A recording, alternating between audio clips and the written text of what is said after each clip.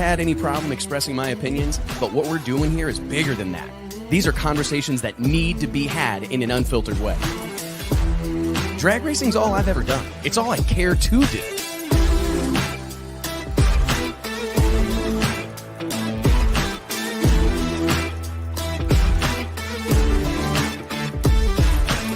I respect the history, I appreciate how far we've come, but I want more for this sport, and I'll fight for it. It's uncut, it's unfiltered, this is the show of shows. The biggest names in drag racing. No holds barred.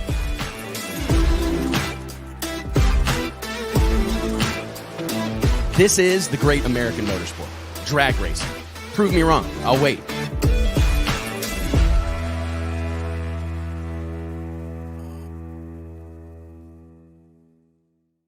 Hey gang, Wes Buck here, Drag Illustrated Magazine, checking in. It is Wednesday, February 14th, 2024. Is that right? Oh my gosh, I'm just not ready to say that out loud, I guess. I've been fighting it for a couple of months, but here we are. Thank you guys so much for joining us this wonderful, beautiful Wednesday here in the greater Dallas-Fort Worth area. Wow, what a weekend. I hardly really know where to start. First and foremost, I just want to thank all of you, because I said this a lot throughout the course of the weekend, but you guys are the boss. You know, we answer to race fans, and I'm so proud of what we were able to put together this past weekend. However, could not have done any of it without all of you, all the cheering section that kind of existed from around the world. It was a really special moment, but I don't think it's fair for any single entity to take the credit, because it was really the sport of drag racing that I saw rally around this event across the board, from sponsorship support. I mean, what can you say about Skag Power Equipment and the footprint that they've established in drag racing in a really short period of time? I could say the exact same thing for Jason and Chris and Nikki and Jackie and the whole gang at Johnson's Horsepowered Garage. These people are forced to be reckoned with in our space, and their contribution just cannot possibly be overstated. And that goes for all of our sponsors. I tell my guys here at Drag Illustrated a lot that I want what we do to be magnetic. I don't want to be, perpetually beating the brush and begging for handouts. That's not what we're here to do. We want to create so much value that partners come to us.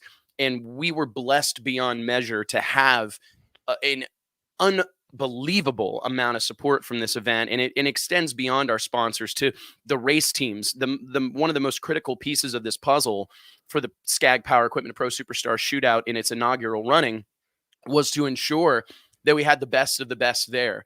And to be able to put on an event like that, it gets a lot easier when you have the best race cars, the best drivers, the best teams, the best tuners, the best track prep people, the best race operations people. I mean, when you have that kind of talent on the property, things start rolling downhill pretty quickly. And I can't say enough about the show our racers put on, really from top to bottom, from Top Fuel, Funny Car, and Pro Stock, our marquee categories, all through Top Sportsman, Super Stock, and Stock. I felt like everybody showed up and showed out. Everybody embraced the moment. They recognized the opportunity that lie before all of us, and they rose. And it was an incredible thing to see. And I just can't say enough. The tens of thousands of people that showed up live and in person and watching around the world via Flow Racing. We need to spend about a half hour or maybe 4 hours talking about the incredible job that Flow Racing did, not raising the bar, but just kind of completely annihilating the bar, redefining the standards that have existed in drag racing for a long time. And it took everybody. It took everyone involved. My team here at Drag Illustrated worked their ever-loving asses off on this deal for the last 9 months in conjunction with the team at Pro. What a phenomenal group of folks. And I'm so proud of this group of people in the sport of drag racing, because I've said this a lot, and you're going to hear it more today as we roll through some of the videos recapping this past weekend and the magic and history that was made. But it really was the race fans. I think it's hard to adequately explain how important fans are. And I think it's beyond getting them to buy tickets. It's what the energy the fans bring that really makes the difference. And when you have a facility like Bradenton Motorsports Park packed to the gills with human beings, it's electric. And I encourage promoters to find ways. Like if that's a department you're struggling in, ask questions, ask for help. This is an ego-driven sport, but I know those of us here at Drag Illustrated are not singularly committed to the success of our events. We want everyone's events to be successful. So, shoot us a message. We're willing to help. We're willing to help with some concepts and approaches to these things, because getting a crowd on the property is so critical to these things. You get more out of your racers, you get more out of your sponsors, you get more out of your staff, you get more out of everyone when you have that energy that a huge crowd brings to the table. So before I get any further along today, I want to welcome my co-host. We're down to two of us today. JT made the 1,000+ mile drive home with all of our setup and all of our equipment the last couple of days. So we're letting JT rest up, but let's give it up for my partner in crime here, Mike Carpenter. What's up, buddy? What's up, man? Still recovering. And yeah, I'm sad that we don't have JT, and he'll be proud of me, but I got to have one of these. I feel like it's a winner circle type moment that we're having today on the show. And so if we can't have an Outlaw beer, the official beer and sponsor of the Skag Power Equipment Pro Superstar Shootout, presented by Johnson's Horsepower Garage, the next best thing we could do is a ice cold Silver Bullet. That's what I was going to race, the Silver Bullet itself, man. JT must be able to manifest Coors Light. He does. He somehow carries them in various pockets on his clothing and stuff. It's just, and still maintains that sleek physique. I mean, it's really impressive. Yeah, I know. Slender, athletic, mm-hmm. and doing it with a Coors Light in his hand. I'm pretty proud of the guy, to be honest, man. Well, Mike, we've got so much ground to cover here today. Before we dive into a variety of topics, we are anticipating an appearance a little bit later in the show from the one and only Donald the Duck Long, who is just days away from kicking tires and lighting fires down at South Georgia Motorsports Park for the 15th running. 15th running of Lights Out, perhaps the greatest small tire race in the history of the world. I know I'm excited about it, and I'm hoping to get Donald on here to talk a little shop. We gotta do a little bit of radial talk, and maybe I can get him stirred up on who's got the fastest door car in the world. But anyways, I would also like to take a moment to just thank all of our sponsors: Redline Oil, Stroud Safety, FlowRacing.com, Aeromotive Fuel Systems, thefoat.com, and everybody that supports this program week in and week out. We appreciate it greatly. The opportunity to come chat with you guys and share our passion and enthusiasm for the sport of drag racing is something that we look forward to every week. So thank you guys for being a part of it. And of course, thanks to all the sponsors for helping us make this possible. Mike, do you want to dive into just the little quick recap video? We'll watch some of the incredible stuff. That what I'm kind of thinking is we'll do an overview type of thing, just production notes and things about some of the inner workings of the event. Then we'll dive into, of course, the shot heard round the world. Perhaps one of the greatest moments of my life, Bob Tasca's legendary record-setting 341-mile-an-hour blast down the drag strip at Bradenton Motorsports Park. And we'll also go through all of our final rounds. So anyways, let's throw this bad boy up here, and we'll get down to it. Shall I go full screen?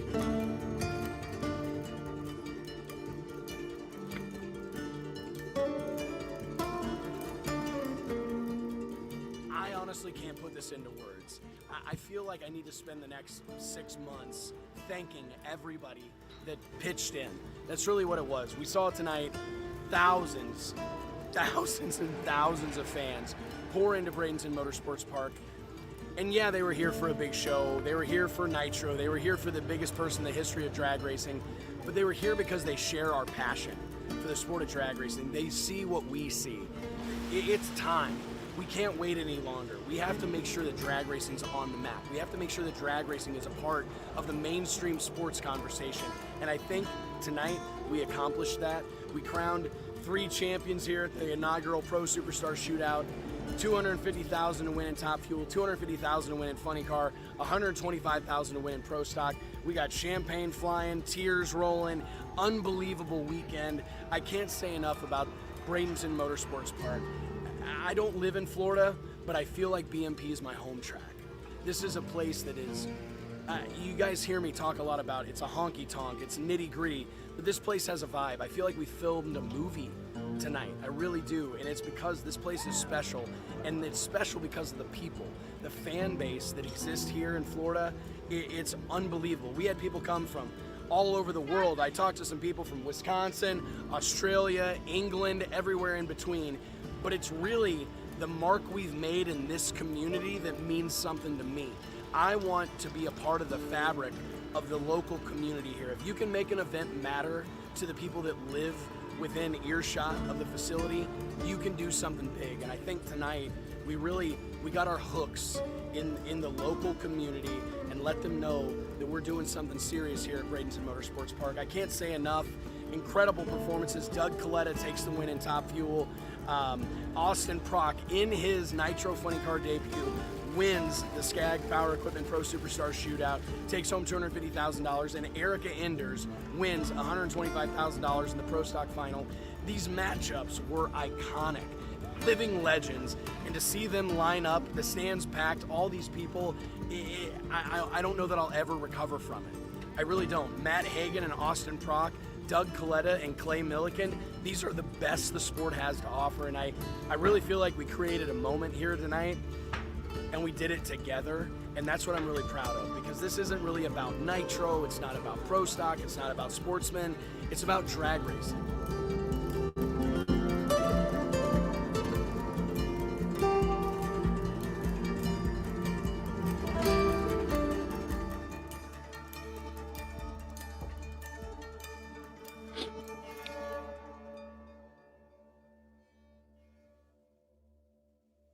How about that, dude? I mean, badass, man. We got to give a shout out to Chris Jennings and his whole team at Project Prime down there in Bradenton. Got to meet those guys and work with them for the last few events that we've had there. And this dude, he just knocks it out of the park. Not only doing this stuff, he's running around getting photos, doing all the wall wrap, the banners, signage, a lot of stuff, man. Just another one of the like unsung heroes, and someone that we pulled in kind of from the outside to work with. I feel like this event, the thing you could say about it more than anything was it was a coming together of people from a lot of different walks of motorsports, of racing, and of drag racing. And, you know, it's outside of your typical, confined space that these other organizations work within.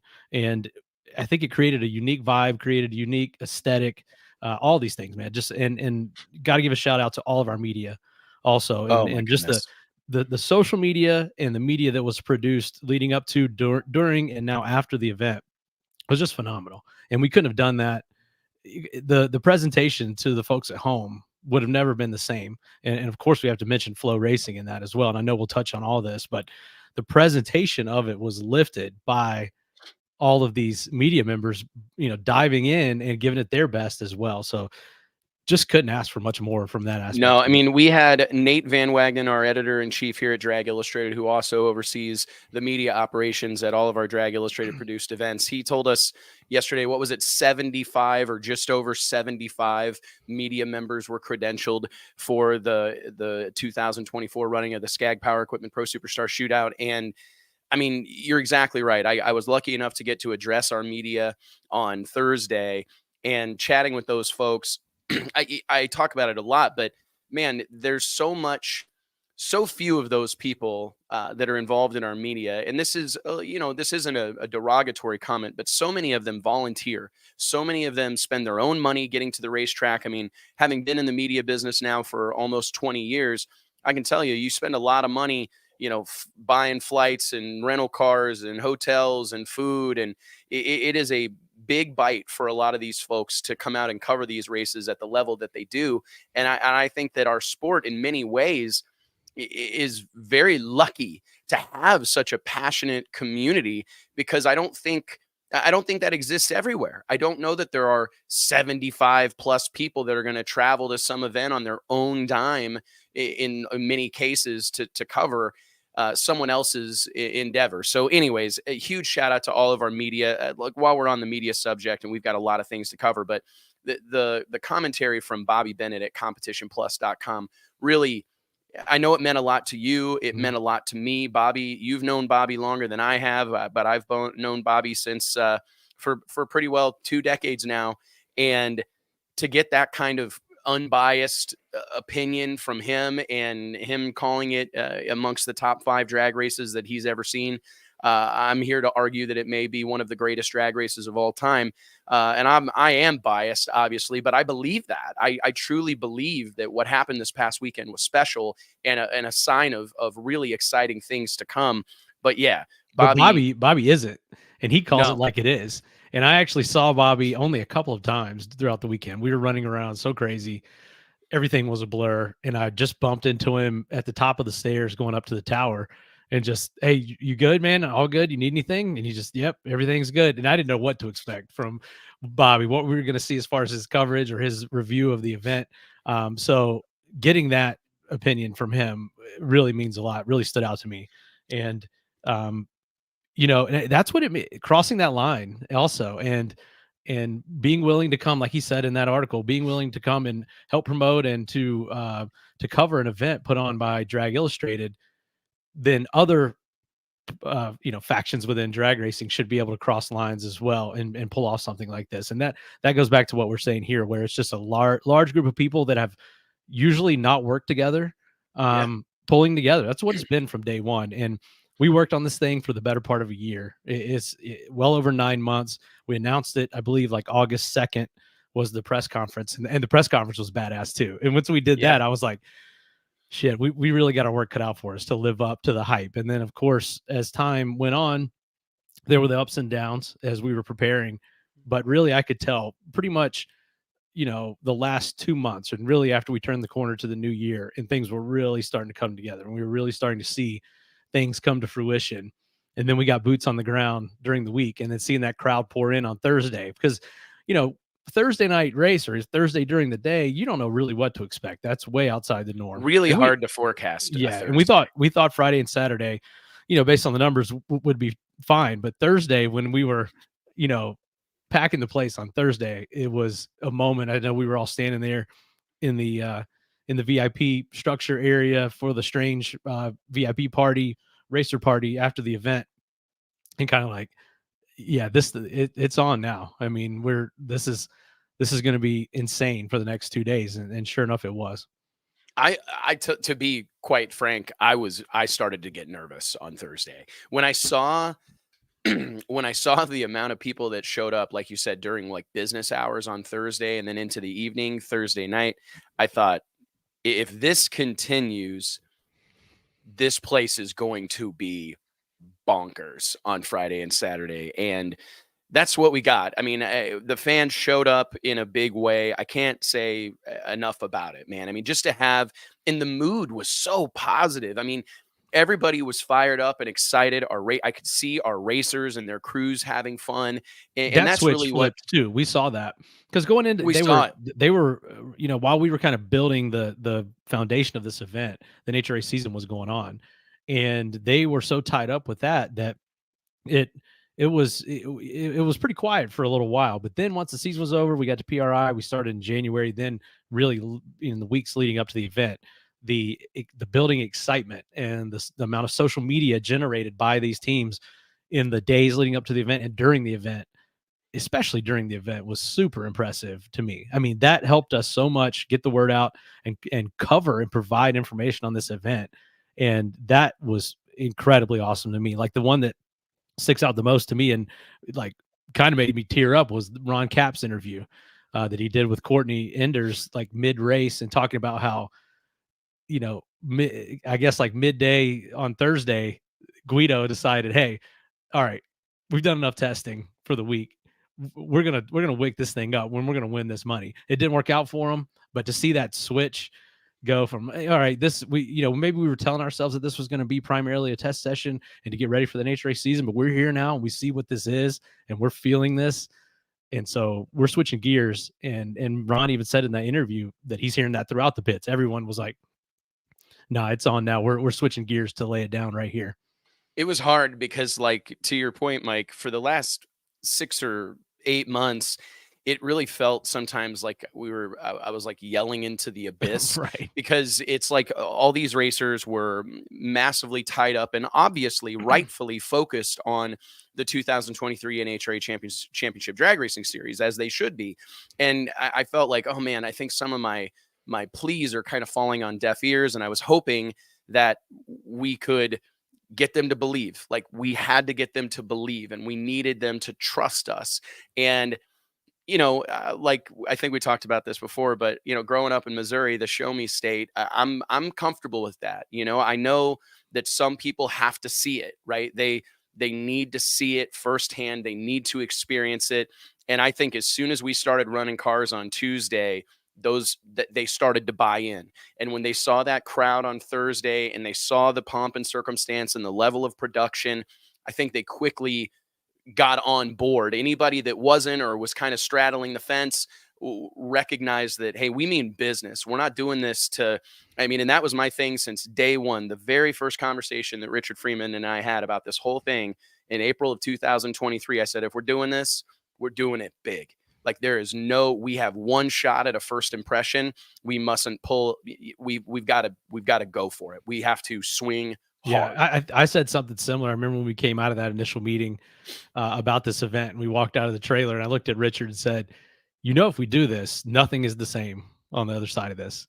And that's a high bar to set, and that's a lot of pressure. And I know that we all felt that. And there were a lot of naysayers. There was a lot leading up to it. I'm sure there were as many people wanting this to not work as wanting it to work. And it's almost, to say it exceeded expectations would be an understatement, but I'm still almost in shock, really, of what happened this past weekend and just the way it came together.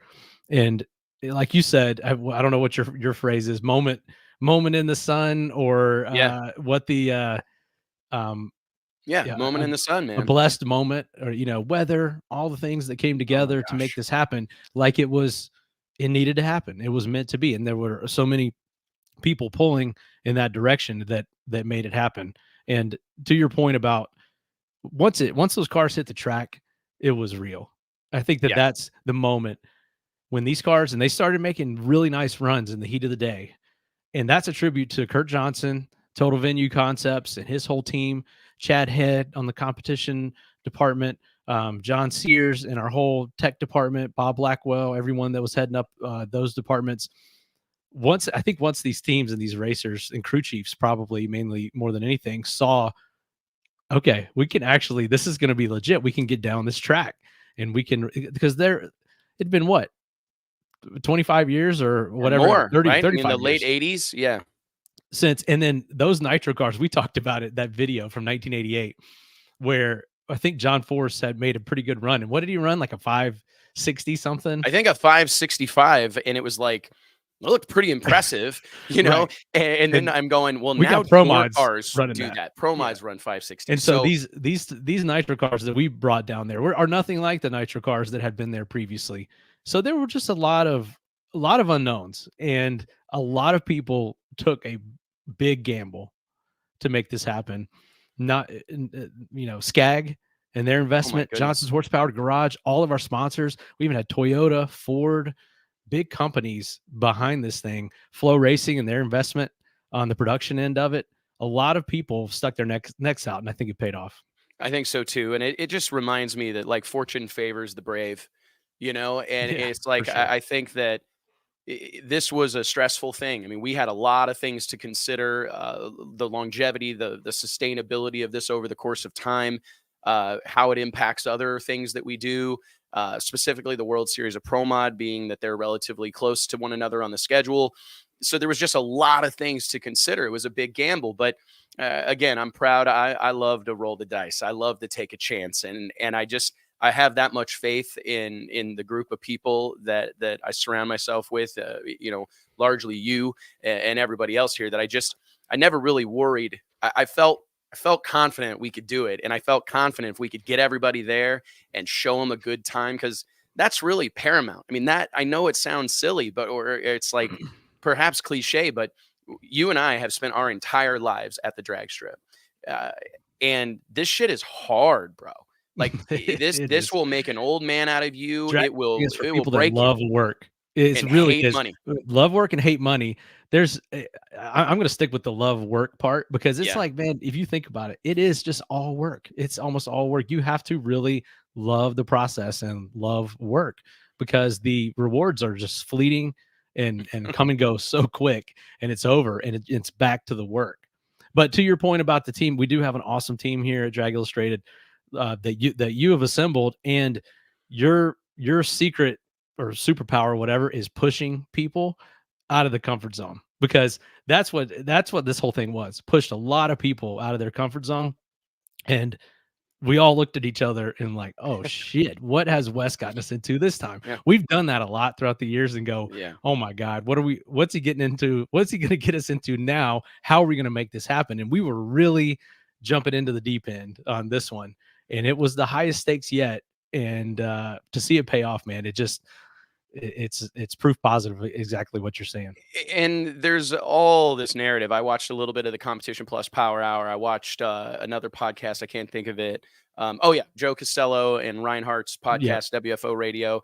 And I watched. It was Joe and some other voices on there. I think it wasn't Joe, but yeah, I loved hearing what Joe had to say. I loved hearing all the feedback on it. Yeah, good man, or bad. It's like it's the thing that I think that the point that I want to make is we're not here to compete with anyone.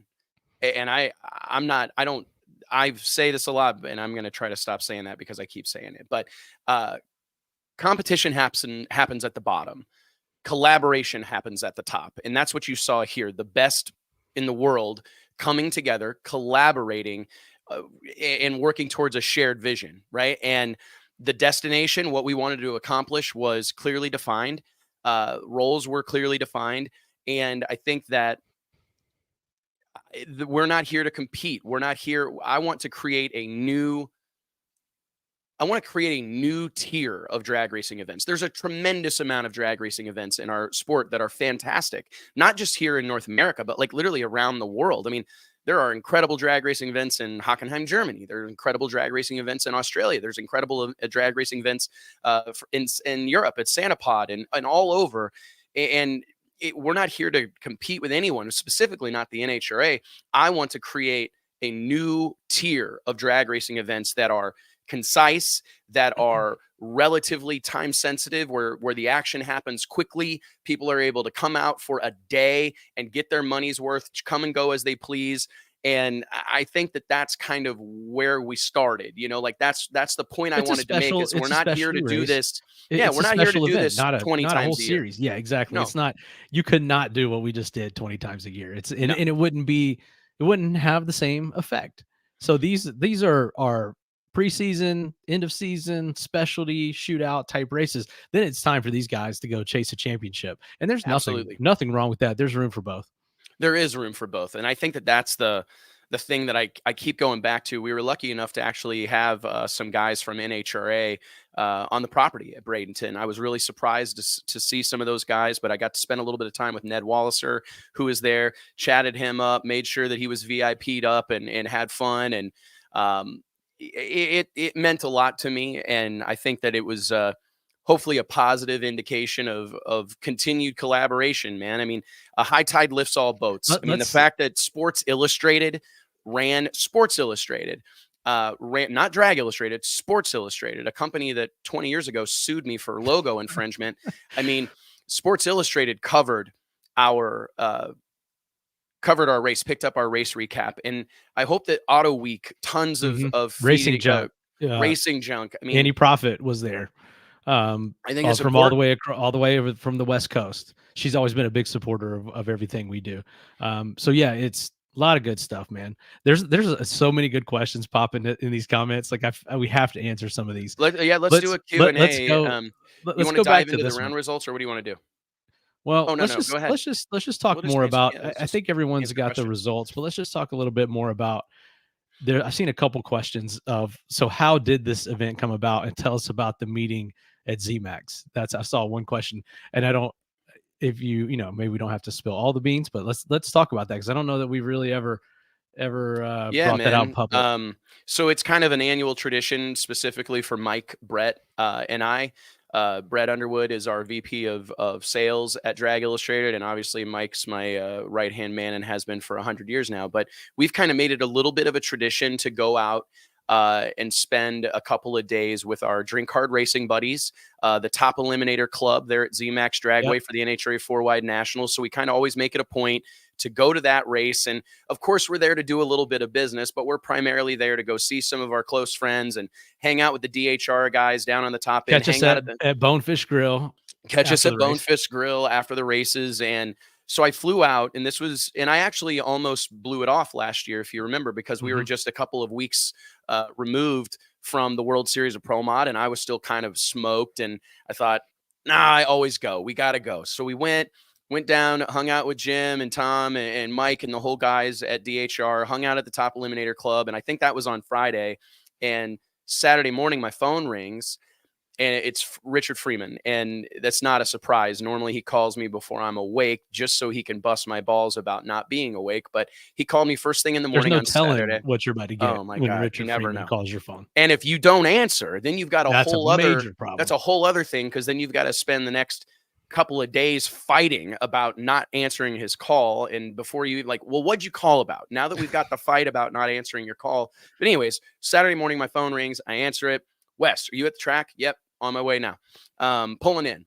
Okay, well, come to my pits. And I said, okay, what's up? Because normally that means we're going to fight, somebody's going to fight, or I'm going to get my ass whipped, or something's about to happen. So, anyways, I go, yeah, man, what's up? And he goes, well, I got some guys over here that want to talk to you. And I said, oh, okay. So I'm thinking to myself, oh, I'm about to sell me some ads. I'm coming over, put my salesman hat on, and I'm going to sell me some ads, because he's probably got some guys over here with money. So anyways, I go over to Richard's pit, and he grabs me and pulls me, and he goes, hey, come over here and sit down for a second. I said, all right. So I sit down, and he goes, do you think you could do one of those World Series of Pro Mod deals, but for Top Fuel, Funny Car, and Pro Stock? And I said, no. I mean, I think we can do it, but I don't want to do it. That's the first reaction. And he goes, oh, why? And I said, man, this shit is hard, bro. It's a tremendous amount of work. One of my favorite authors and a world-renowned, just business genius, one of the greatest investors of all time, Warren Buffett's partner Charlie Munger. Yeah, just passed away. Yeah, just passed away. Charlie Munger is often quoted as saying, too hard. He would get a business presented to him to invest in, and they said that so frequently Charlie would say, too hard. And that's kind of how... Sounds like a spirit animal. Yeah, he may be your spirit animal. But Charlie always says that, too hard. And that's what I said to Richard. I said, man, it's just too hard. It's too hard. And I don't know. I said, we would have to talk to a lot of people and get some significant buy-in, because that's what it really takes, is buy-in. Not, oh yeah, man, that sounds good. But I'm talking buy-in, we're marking off their pit spot now. Mm-hmm. They're committed. Well, I got some guys here that want to talk to you, and I think you'll know we're serious. And I said, okay. So we go into Richard's lounge, and in there is Chad Head. I believe Michelle Domagala was in that original meeting. Robert Height was in there. Ron Capps was in there. Steve Torrance was in there. Tony Stewart was in there. A slew of people. Bob Tasca was in there. And we go in, and I go in, sit down, and Mike, you come in with me, and we sit down and start kicking this around. And do you think we can do this? And I said, well, I know we can do it. That's not really a question. I know we can do it, but will you guys do it? That's the question. The real question is, are you guys hungry enough? Do you really want this to happen? Because it's a big deal, and it changes a lot of things. It changes the complexion of a lot of things in our space. And if we're going to do this, I will not go down there and not have anyone show, or have a bunch of people back out the month before because this season didn't go that well. I will not do that. Well, how do we get around that? I said, well, the way we do it is we charge an entry fee. An entry fee is not really about making money. For us, it's about commitment. You have to have enough of an entry fee that when people pay it, they're committed. Plans aren't going to change. They're locked in. Okay. Well, I think we could do that. What are you thinking? And so we start throwing some stuff around. Well, where do you think we should do this? They wanted to do it last year. They wanted to do it in October. Yeah. And I go, no, we cannot do it during the season. It needs to happen in the off season. It needs to happen when it can serve as a complementary piece of the puzzle, because the last thing that we want is to create division by going head to head with anyone, by piling on top of an existing, event or whatever, that because the racing schedule gets populated real quickly. So I'm going, we've got to find a time to do it that makes sense. And I start throwing around early 24. Well, where do you want to do it? I said, Bradenton. It's the only place we will do it, because Vic and I are thick as thieves, and we've had some success together. We see a lot of these things very similarly, and I just really wanted to do it at Bradenton. I said, plus you're kind of landlocked, right? I mean, if we're going to do this in January, February, March, you've got limited options weather-wise. And I have experience. We have collectively a little bit of an infrastructure that's pretty familiar with Bradenton Motorsports Park. We know the local market fairly well. We know a lot of influencers and difference makers in that part of the country. So I think that makes sense. Well, can we run fuel cars there? Pull up Google Earth. Holy shit, this place is like 100 foot longer than Pomona. It's longer than a couple of tracks. And I said, well, will you guys run there?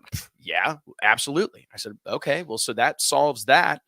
Well, what needs to happen next? Well, we need to start figuring out a streaming partner and get Flow involved, because we've got to do this with Flow. There's no way not to do it with Flow. Flow was interested from the get-go. They have been throwing this out there for a while, pushing this a little bit. So their involvement was key also. But then we immediately had to get a date, and it ended up being 3 weeks from World Series of Pro Mod, which we always knew was going to be a bit of an issue, and we're kind of in the middle of that right now.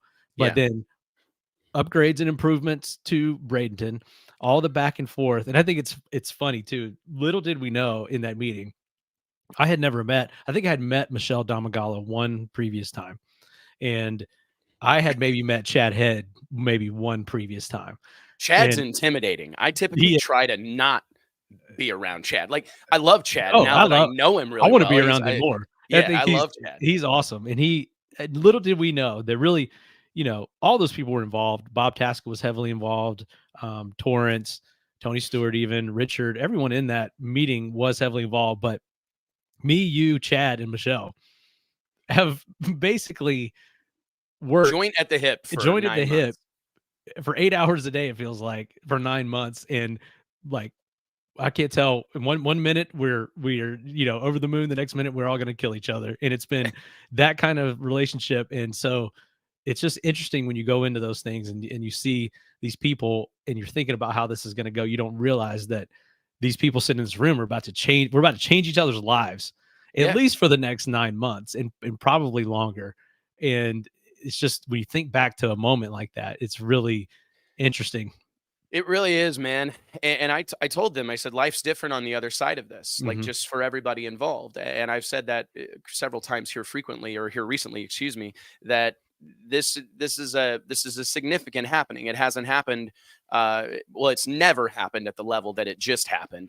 But, drag racing is a sport with a rich history, all sorts of incredible moments. And like, I know how hard it is to get yourself into that conversation and to have what you're doing be a part of that kind of list of these iconic moments. And I think part of it was knowing that that's what we wanted. We had a clear destination. We needed to create a legitimate happening in the sport of drag racing that people from all walks of the racing life can rally around.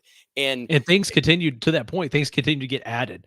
It went from the bare bones type race. What do we test session on steroids, right? What's the right? And then it became literally, it just, I mean, we were, building this thing, adding things to it all the way up to the end of last year, adding new partners, adding new ideas, new things. And it became a lot, like a Jenga tower almost, really. Like, you're pulling the thing out here and putting it at the top.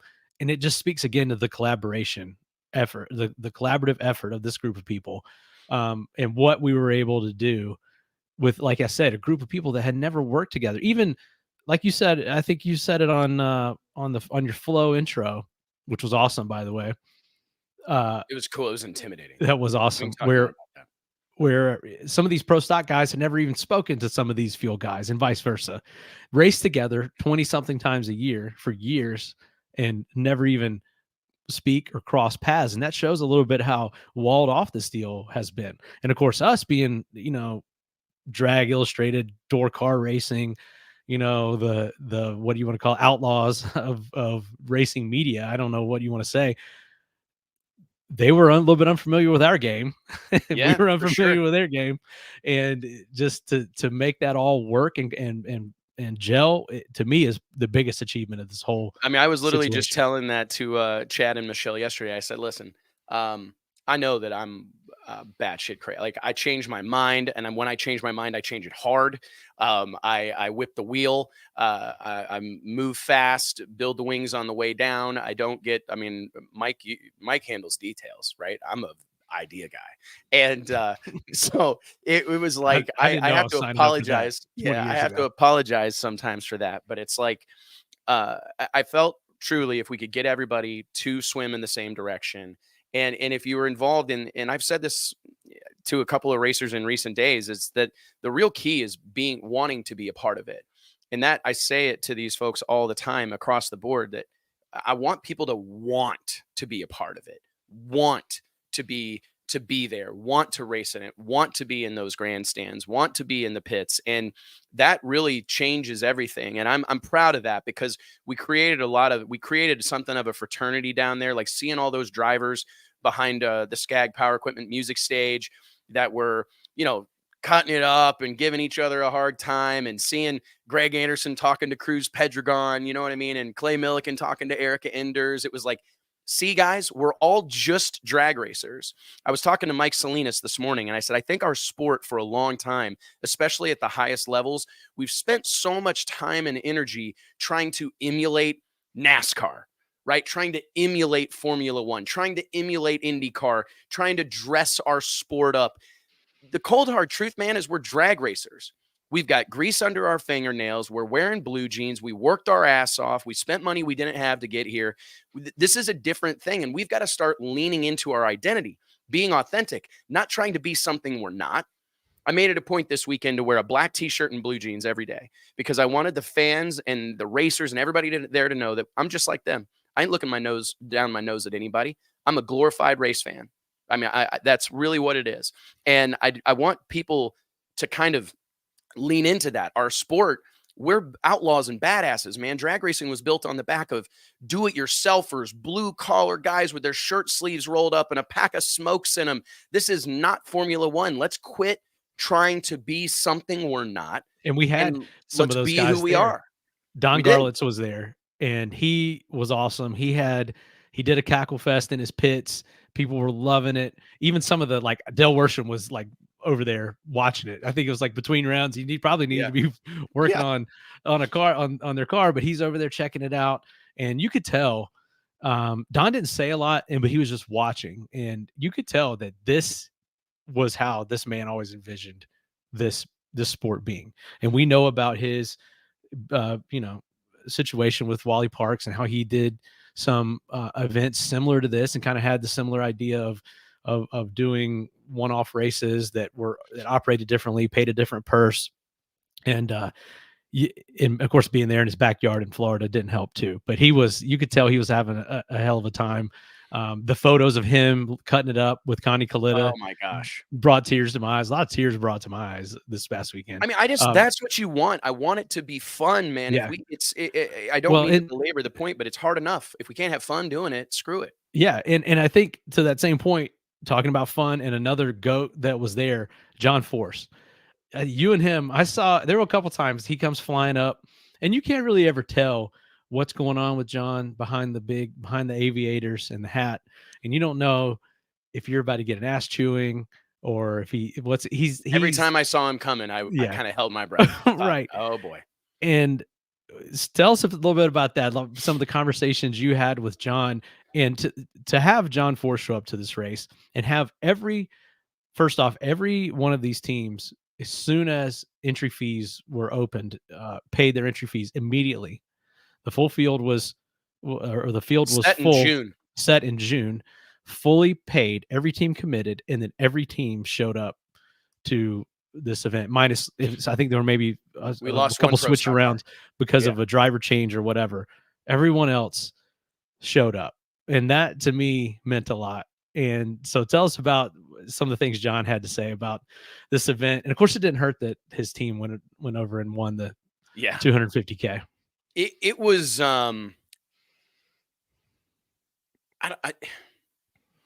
this John Force thing has been a weird deal for me, because John, he is like his relationship with the NHRA is like so good, and rightfully so. I mean, they have grown in lockstep for years and years and years. And I always knew that if we could get John, well, it would have been like a dying wish. I told you 100 times, like, I don't care if this whole thing goes up in smoke. John Force comes to our race, we're going to be able to go to our grave saying that John Force came to one of our races. And that to me would have been probably enough. Right. But it's been tough, because John, as you said, is kind of hard to read. He's got a lot going on. All this stuff happening. Yeah, Nate is talking about the moment that I was there. I was talking to your wife, standing there, and here comes John up on his scooter right beside the tower. And he said, "Hey, where's Buck?" That's what he calls Wes. Buck. I don't think he knows Wes's first name, literally. I keep telling it. Where's Buck? And I said, he actually just walked into the media room here, and he gets off a scooter, walks in there, and I'm like, I hope I didn't just like send Wes to his death right here or something. And then they come out of the room, back out onto the sidewalk where we're standing, and you couldn't tell what was happening, but at the end of it, I could tell that it was a positive interaction. Yeah, I mean, he's so intense, right? And he rolled up on me, and Buck, this is going to be crazy. And I said, I told you guys, I told you. And he's like, well, I'm impressed. I'm like, well, to hear that from you, like, this seems surreal. Like, I can't even believe this is happening, but thank you. And I just told him, like, hey man, that's what I kept telling him. Like, it takes all of us. It's not going to be one person. Like, it's going to take this group of people, and we've got to take responsibility. Right. I mean, and I want to talk about this, but like, the time is now. Like, the time is now. We mustn't wait. No one's coming to save us. We have to do it ourselves. Burn the boats. Burn the boats. We're not turning back, right? And I think we got John to buy in over the course of this weekend. Saturday night, he came up to me right after the funny car final, and he grabbed my hand, and I think it was actually in one of those videos, and he said, "Kid, you hit a home run." And I thought, I mean, I get chills right now, goosebumps, just thinking about hearing that from him. And he's been cool as shit. Like, he texts me. We'll talk every once in a while. I had to find out, like, the call I'd been avoiding because it kept saying unknown, and I didn't answer it. That was John. So I had to get past that. He's like, "Why didn't you answer my phone call?" And I'm like, "Well, you didn't call me. I got your phone number right here." John's got that unlisted number. He's got that bat phone. But man, it just a surreal thing. And his whole camp, man, they are pros. They are, I mean, it's no wonder to me that he's the greatest of all time. He operates his program at a really high level. He's got a great group of people around him. And, thank God for guys like John Force. But he's proof positive of going out there and wearing your heart on your shirt sleeve and telling it like it is. And people, that means something to folks. And he started in this kind of event. Absolutely. And he knows about running this type of event as much as anyone. And when we first had our meeting with the pro board, he was, I forget what his exact comment was, but he was making sure that we're going to take care of the smaller teams too, and that everyone was going to be able to, participate or get their money back. And how can we make this? He wasn't like, hey, me. Skew this for me. Let's make this work for my team. He wanted to work for everyone. And I think that says a lot about John as well. I mean, and again, it's another reminder of that you don't have to have 600 cars to do something special. It doesn't take, matter of fact, I think promoters need to hear this, like, less is more. Quality versus quantity. There's plenty of places to race. Like we've been talking this whole show, there's a ton of great places to race. There's a ton of good things happening in the sport of drag racing right now across the board. And I feel strongly that you have to focus on having high quality, especially if you're doing what we're trying to do, which is an entertainment-based program. I mean, the racing's part of our entertainment, but I said it to start the show.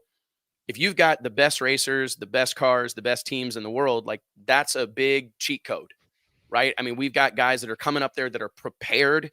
Their stuff's together. Nothing's falling off the car. Let's talk about that. Just We didn't really have a single huge boomer, no body exploding, no Dave Richards blew one up on Yeah. Saturday there early in the day, but nothing crazy. Nothing huge. We maybe had a couple of I think we had a couple sportsman guys go into the sand. I think Paul Lee might have dipped it into the sand a little bit. Yeah.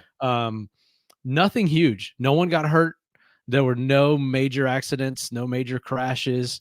And that to me says a lot about this event, because that was another unknown. These things are wild, and we're running them in close confines. The fans are closer to this than they normally are at an NHRA national event. A lot of stuff going on, a lot of things to consider.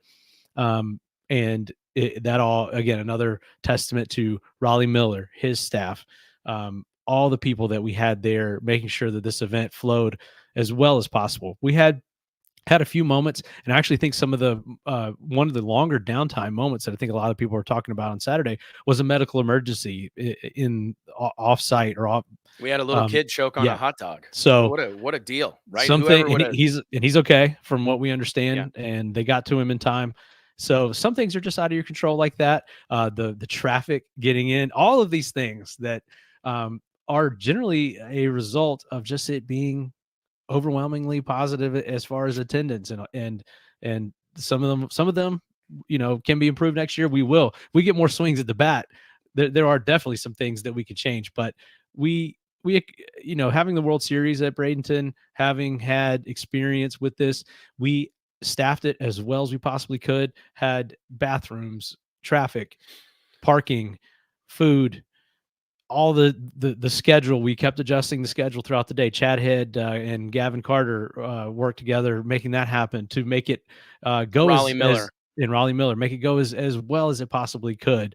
And overall, I really am proud of the effort, and I really think it went exceedingly well. You got to give credit again when you talk about best in class. Raleigh Miller and his team with NMCA that guy's a difference maker. He is so professional. He's so poised. He's so prepared, organized. Man. He showed me his trailer that they haul to the track. Like, he's got everything in that trailer you need to literally run a race. I mean, he's got two trailers, two dualies. Incredible, man. Got it all literally covered. Incredible. Those guys, they set the bar really high. Kurt Johnson alongside, Total Venue Concepts, along with Wade Rich. Wade Rich is one of the best track prep guys on the planet Earth. We're one of the best operators in our whole sport. So that combination of Bradenton Motorsports Park's own Wade Rich with Kurt Johnson and everybody on Kurt's team, I mean, the whole starting line team, our starters, Randy Lee, our tech team that came in, John Sears leads the technical operations here at Drag Illustrated. He's the lead on all of that for our events. And John and Vinny were on the ground. We also had Bob Blackwell, Rock Carzoli, Todd Payton, Rick Schreck. We had a lot of incredible people. Yeah, David Inouye.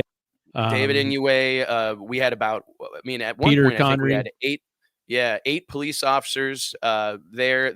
Our cops were fantastic. These guys, Sergeant Pepper was one of their names, and he was absolutely fantastic. I had a couple of things I needed his help with, and he did a great job. We had police escorts for all of our racers to get back up to the winner's circle, which I thought was kind of cool to roll through the pits with the cops, with the lights on. Helicopter medevac deal. Yeah, Tampa General, got to give a shout out to everybody at Tampa General Hospital. We had an air ambulance on the property all week long, which was a big deal for us. It was something that we worked hard on. But yeah, man, the Vindies. Let's talk it. We got the dude, band. It, right? How about the national anthem? I saw they're selling I believe their national anthem audio that from her performance. Really? It's like you can buy it, or dude, they killed that. Patreon. The Blake Free Band on Friday night was badass. I was blown away by those guys. I thought, that's like a regional act, and I'd never seen them play. I'd only seen YouTube footage, and some of those things I'd never seen the Vindies play other than on YouTube and stuff. But both of our music acts really delivered in a big way. That's a big challenge, so people know that you have to, when you're doing music, the sound and the production, it's a big deal. It's not rolling a trailer somewhere and throwing a band on it and a couple of PAs.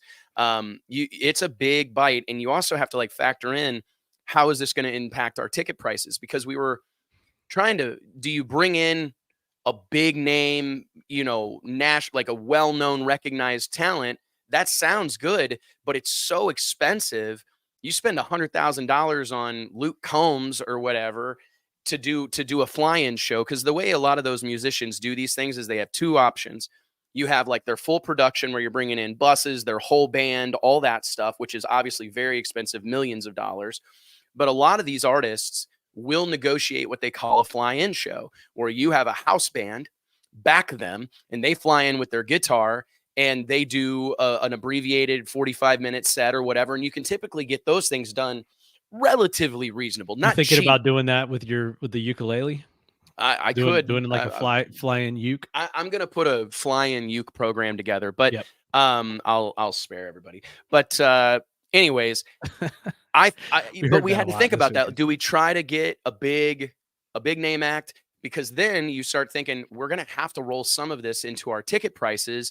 And I wanted the music to be a bonus. I didn't want it to be necessarily what anybody was paying to see. It was a solid bonus. It was a solid value. What are you going to do? Put, like you said, Luke Combs or somebody in there, and we don't have the capacity for that. So they were about as big as you need. And I think they did a fantastic job.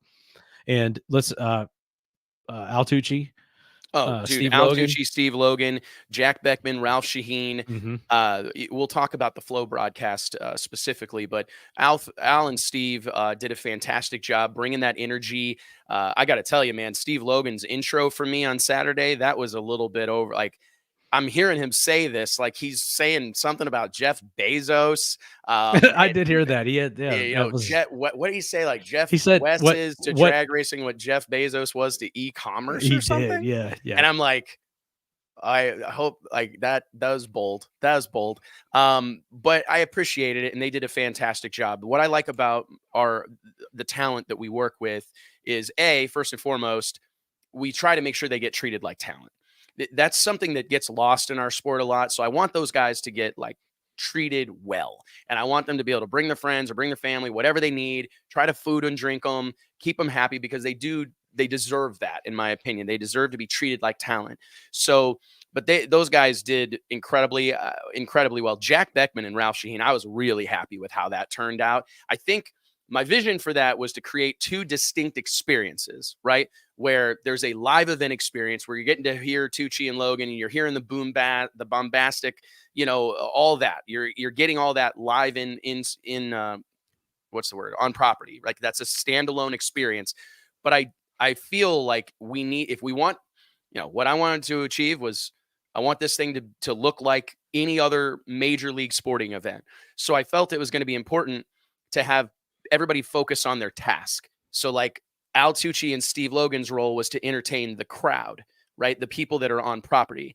Ralph Shaheen and Jack Beckman's, their role was to entertain and inform the people that were watching on the Flow broadcast. And it's a totally different deal. And it's Flow, that's what Flow prefers to do and would normally do. And I think that was that's a tiny little thing that was a game changer because of how they were able to tailor that and tailor Jack and Ralph to what they needed to show on the broadcast versus just relying on what was being said at the track. Yeah, and to Stan Waxberg is saying the band should be before 7 hours of racing. We had the band play twice, so we did that. The band kicked off at 11 a.m., did a pre-race set, 45-minute or an hour-long set to kind of set the tone, in my opinion, for the day. We roll into racing, and then we finish the night with another concert. So I want to give some kudos to Dean Holian, our music director for the weekend. Dean is somebody I'd never worked with before. He came highly recommended by Laney Newman, who we'll be working with at World Series of Pro Mod. Laney is perhaps best known for being on the mic and manning the music, manning the controls during the Texas Stampede of Speed down here at my hometown Texas Motorplex. Shout out to Christy and everybody out there, Billy Meyer, my whole squad, Eric McClellan, the great group of people. But anyways, I've gotten to know Laney over the course of the last few years, and I had actually scheduled Laney to do this race, to do the Pro Superstar Shootout. And about a month ago, he calls me, he says, Wes, I'm double booked. I've got San Antonio National Finals Rodeo. I had the dates written down wrong or whatever. Some wires got crossed. I can't do the Superstar Shootout. And I said, well, this is a problem just first and foremost, this is a significant problem that we need a serious solution for immediately. Off the record. Yeah, off the record. And he goes, I got a guy. I go, I like the sound of that. So he connects me with Dean Julian. We flew Dean in from New Mexico. That's another thing that I think the way we do this, like, we're not jacking around. Like, I'm not going to hire like the guy who spins records at the local, nightclub in Bradenton. I want somebody who's experienced live events, understands live sporting events, understands their role, and what they're there to do is provide a backdrop, help with the mood, help with the energy, help us highlight certain moments. And Dean delivered in spades. I think that was the best music performance that I've ever seen at a drag race. Just his ability to know the moment. Him and I had a really great thing going. We were short some radios, so Dean and I were just using hand signals, and I'd be on the starting line, and I could tell him up, like, go up, up, up, and I could tell him bring it down here, and he did a great job of. It took us like 3 or 4 runs on Thursday, and I said, as soon as those cars get about half track and the sound starts to dissipate, you've got to follow them in. So you can't, no silence. That's my deal. No silence. So the moment that car gets where the sound's starting to go down, I need you to follow it with music and play the hooks. Don't play entire songs, play hooks, play recognizable hooks. And I also have a thing about, I didn't want to play a bunch of classic rock. I said, I think what happens is that we go to these events sometimes, and because it's always talked about being an older demographic, everybody wants to play like old country and old classic rock, but it ages the event. And so I don't want this to feel like an old timer thing. I don't want this to feel like I'm at some old reunion. I want to hear the same music. I'm taking my family to the Mavs game tonight for Valentine's Day. I want to hear the same thing that I'm going to hear at American Airlines. I want to hear modern music, pop music, hits that are on the radio right now. Like, I don't care if some of the people here have never heard those songs. That's irrelevant. We can't date ourselves. We can't make the event look or feel old. So Dean delivered in spades. I cannot wait to see what Laney is going to do at the World Series of Pro Mod, because Laney and I have had more time to work together and more time to strategize. So I can't really, because we've got some really big ideas for ways to weave music and production in. Speaking of production, PM1, production management 1, Tom, Nick, I believe was his name. Nick and Tom, guys, man. Tom Buklowski and his team at Production Management 1 out of Orlando, Florida. They are world class. These are problem solvers, and those are the type of people I like to work with. Guys that'll figure it out. And we had multiple issues throughout the course of the weekend where it was like, all right, we got these porta potties are down, or these porta potties look like massacres. We need to get those fixed. And he really had no. That's the ones JT was using. Yeah, because we kept a close eye on that, and it's like, okay, bathrooms every morning, bathrooms every evening. Like, we got to stay on top of this stuff. Our fans deserve it. And anyways, like, there were certain things that he shouldn't have had to deal with, but he did. It's like, that's the story of this deal, dude. How many? Yeah. I mean, we could say that all day for 9 months. So could everyone involved in it. And that is, you're right. Everyone jumped in where they had to. And the craziest thing about that is that's a Richard Freeman Google. This is Richard and I told him I went to the, you guys. It's a Richard Freeman what? A Richard Freeman Google moment. So this is what Google. Richard does. I'll tell you. So I went to the IndyCar race in Nashville last summer, and I was so impressed by the production there, right? And I was looking at some of the structures they were building and taking some measurements and looking at some stuff and seeing what I thought we could pull off and where we could fit things. And I was looking at a double-decker VIP structure that they had and at the IndyCar race. And I'm like, this is what I want. I want one of these right behind the starting line or whatever. And so we start. I don't know what it's called. You know what I mean? I don't know who the first person to call. I mean, I reached out to a handful of people. I reached out to Jason Rittenberry, but I mean, he's obviously got his hands full producing the Music City Grand Prix, made some phone calls and whatnot. And Richard and I, it was late one night, like 9 or 10 o'clock. He's like, well, I'm just going to look on Google. And I said, that's what I'm going to do. So we just started typing in like VIP structure, custom structures. We started typing stuff. I could see Google. Richard doing that. Yeah, and probably. Hey, Siri, Google, big ass VIP shit. That's awesome. He's so funny. And so, anyways, Richard goes, I found my one. The Siri went off. first result on Google looks pretty good. PM1 or something. Look at their website. Click that link I just sent you. And I said, all right. So I click this link and it pops up, and it's the first picture on their website is like this big music stage with this big VIP hospitality thing. And I go, these are the people. Like, we got to get, So he calls the 800 number, somehow ends up on the phone with Tom Bukowski, and one thing leads to another. And it's kind of crazy, just a happen, calling the phone number on a website that we found the number one search result on Google. And then here we are working up with this man for 6 months on Zoom. There were so many Zoom calls. Oh, dude. I mean, I talked to Tom as much as anybody, probably. And the map we had, that was one thing that was a huge undertaking. And we worked on the layout of the facility for literally 6 months because, putting all those big ass trucks and trailers in there and making sure Woody for that too. Woody, Chad Head, incredible, man. Woody handled all of our vendor village, all the parking, so many things. Like, his handprint and his fingerprints are all over this. Woody was invaluable. And he's also got like a great eye. Like, Woody's got an unsung hero and like look and feel out here. Like, he's got a great eye. I think it's all those years he spent at Jegs, just caring about the brand and treating the brand with reverence. And I knew having Woody involved, he would bring all that with him. And he's got a tremendous eye. Well done. I mean, I was so happy with how the vendor village looked, despite being cramped on space. And like, to give another, kudos to Tom and our team really at Drag Illustrated, Kevin Contardo. I mean, Kevin helped us a ton. We need to go through everybody, but yeah, we need a roster. We need the roster. But speaking of a problem, we found ourselves on Saturday with just not enough food. I'm looking around the facility and I'm going, all right, these lines are too long. People are waiting. We were having Vic Alvarez's brother, Chris, which oversees all the concessions and foods at Bradenton Motorsports Park. He's like, I'm going to hit everybody in the lines with bottled water. We'll try to make sure that we're going as fast as we can, but we'll put bottles of water in everybody's hands. So they're running up and down the lines, but I'm going, we can't have people waiting in a line a half hour, an hour long for a Philly cheesesteak or a beer. So we started phoning friends, and Kevin Contardo on our team reached out to some folks. Tom Bukowski reached out to some folks. And I think we got 4 or 5 more food trucks there that day. Like, in that moment, we realized we don't have enough food. This is going to be a problem.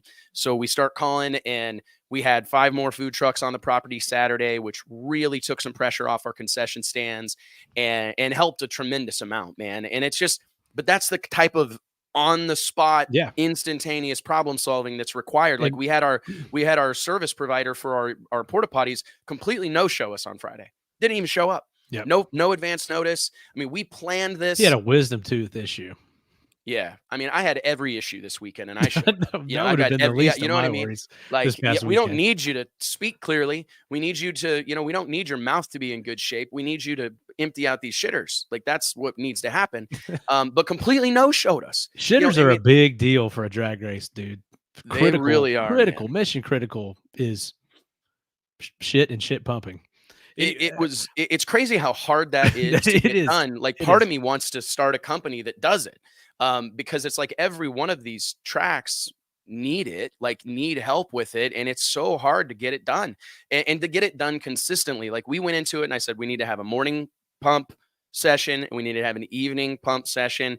And then we need to be able to take appointments so that if our racers have a need, they can communicate directly to the sewage guy, and he'll come to their pits. A lot of these guys are going to need water throughout the week. They're going to need their tanks emptied. So we did everything. It always imaginable. Has been. It's not just this event too. It's any of these events. That's like a thing you don't see. But that's critical. It's absolutely critical. And we run into issues with that. It's hard to find good companies that do that and can do it on the scale and the way these teams expect it to be done. So that's just another thing, man. Back to the production and talking about Tom from PM1 and Tom Bowaltz from Flow Racing got together. I see a lot of comments about the audio and video quality and just the stability of the feed from Flow. That was because of work done between those two and continual improvement by Tom from Flow to make the broadcast from Bradenton what he wants them to be. And he finally was able to put it all together this weekend, run the cabling he needed, do everything he needed to get the bandwidth and get the dedicated lines for this. We flew 1,500 feet of cable last week, because that's the thing is it's like the issue that we were having with the tower or the audio at Bradenton, and this is no fault of their own, right? It's just the nature of the beast. Anytime that we would try to like line into the audio, what would happen is the flow feed, the announcers would either sound terrible and you could barely hear them, or it would be too loud and almost obnoxious. And we were really struggling to get an in between. So we really needed to, by splicing into existing lines. So we needed to run our own dedicated lines, but we can't dig up the racetrack. We can't, not the week of the event. So we flew cables over, from the tower to that back fence on the top of the VIP structure. And then we flew another cable all the way down to that music stage that got us almost down to the Flow Racing production compound. So it like all these things are like crazy amount of figuring out to do. Well, let's yeah. Sorry. No, you're good, man. Let's give a shout out before we get too far gone here and or run out of time. Let's run down the roster for the DI team and give a shout out to everyone, because we've not even mentioned half of our team that was so critical to all the aspects of this event. Well, first and foremost, someone who rarely gets credit here at Drag Illustrated would be Caroline Fox, our office manager based out of Kirksville, Missouri. This, the one thing that we expect, the one thing that happened, and I knew it would be a difference with this event versus anything else we've done in the past, was just the customer service requirement. I knew that we were likely going to have a high volume of ticket sales. And when those numbers start to go up, you get more questions, you get more phone calls, you get more, you need more information, and you need to be prepared for that. And I think Caroline answered 20,000 phone calls over the course of the last several months. Do you have handicap parking? Do you have access for this? Do you have a wheelchair accessible restrooms? Every little thing that you can't cover on a website or on an email, or I mean, just every little individual question that people have.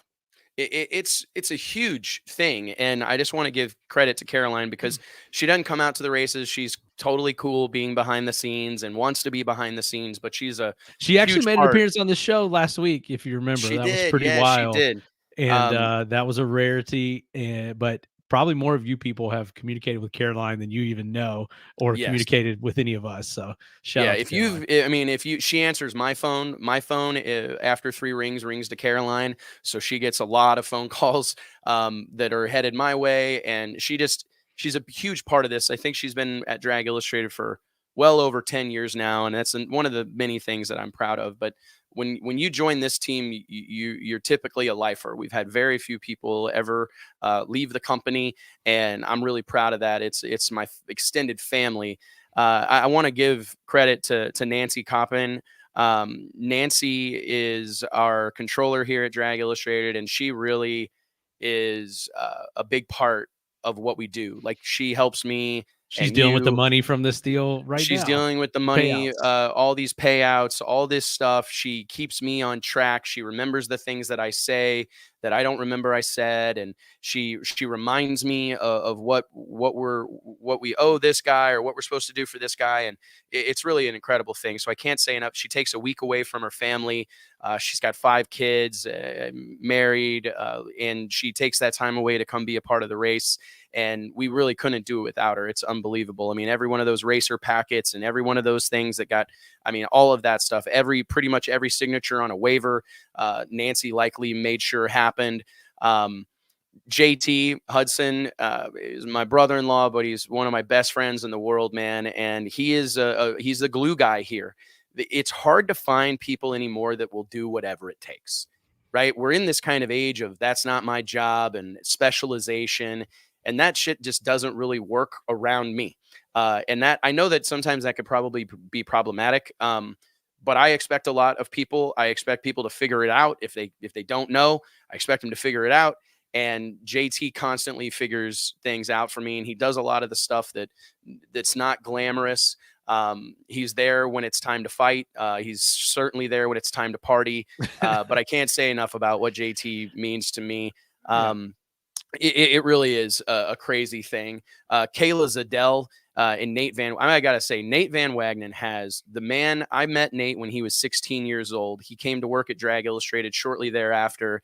And he runs the magazine now. I think about how much work I used to have to do, and every caption and every freaking sentence in that magazine I probably wrote. And to have him leading that charge along with you, Mike, is I love Nate. I love Nate. And I love his wife, Allison. They're like my own kids.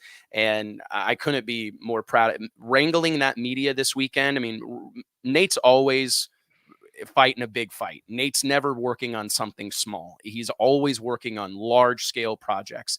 And to see him wrangle up those media members the way he did, and to lead them, to take care of them. His follow-up after this race has been incredible. He's reached out to all of our media members asking for feedback, asking for input. I can't say enough about the young man that I've gotten to watch Nate become. And I'm so grateful for him. Kayla Zadell joined our team, working alongside Nate in our editorial department over a year ago now, almost 2 years ago. And what a difference maker she's been. She mans our social media. She runs our email newsletter. She makes sure the Crew Chief Daily goes out 5 days a week without fail. She is a rock star. She dived in and stepped up to doing on-stage Yes. Q&As and interviews this weekend as well. She crushed it. I got so much positive feedback on Kayla. Like her presence on stage, she knows what the hell she's talking about. She's passionate. She's got all those championship intangibles, and just an incredible human being. Her husband, Kevin, joined the team recently. New addition to the team. Another glue guy, willing to do whatever is required, willing to do, whether that's chasing sponsor dollars, whether that's wrangling food for the media, whether that's making sure our guys have eaten, because I'm really bad about that, not stopping to eat. And just incredible to have them there helping us pull this off. JB Hamlin and Tom Jones, two of my lifelong friends. I've known JB since I was born, pretty much. We grew up in the same town. He comes in and leads our production charge at these events, flies down from Missouri, spends a week away from his family, works his ever-loving ass off, hanging banners, building stuff. We had a situation. This was a fun little background story, right? So I forgot that we needed scales on both sides of the track. Bradenton has nice permanent scales on the west side of the track. When John Sears messaged me about it, like Monday or something, I said, "Oh shit, we haven't talked about that in months. I bet we're gonna have to figure something out." So we get there, and it was on a list. I knew that we needed scales for the other side of the track, but there are some things like that are just gonna slip through when you have 100,000 things. So we get there, and I'm thinking, okay, during testing, it's not that big of a deal, but when we have a big crowd here, we're going to need, at the top end, we're going to need the pro stock cars to turn left, to exit driver left and go up the west side or the east side staging lane through the sportsman pits. And we're going to need Top Fuel and Funny Car to go right, drivers right, and go up through our pits where near theirs. So during testing, it wasn't an issue. But as we were getting closer to, like, we got to weigh these cars, we got to scale these, we got to do all these things, I knew that it was going to be important to have scales over there. Well, we don't have scales. Like, it's not the easiest thing in the world to just manifest, right? And you can't just use portable scales, because you got to roll pro stock cars set low as it is, 3 inches off the ground. So you've got to roll them up onto a platform. So early in the week, I told JB and Tom Jones, I said, guys, at some point, I'm going to need you to build a platform for scales on the spectator side of the track. Oh, okay, no problem. So anyways, we get the scales. John Sears gets scales from the first set of scales we got were some of Vic Alvarez's. Vic's always like loaning me shit and giving me like, hey, mi casa su casa, he says all the time. So he goes and gets us a set of scales, but we were having, one of the connectors was broken, and I'm like, okay, we get a favor on a set of scales and we're still screwed.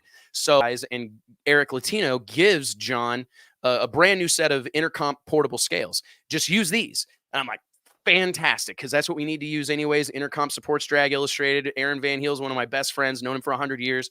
I want to be using Intercomp scales anyways. So we took the scales down there. JB and Tom and John Sears and Vinny got together, and they literally built a wooden platform that was. John Sears asked me if those guys are carpenters, like by trade. I said no. They're just they just do it all. And JB Hamlin can build anything. Yeah. JB could build a spaceship right now out of plywood and 2x4s.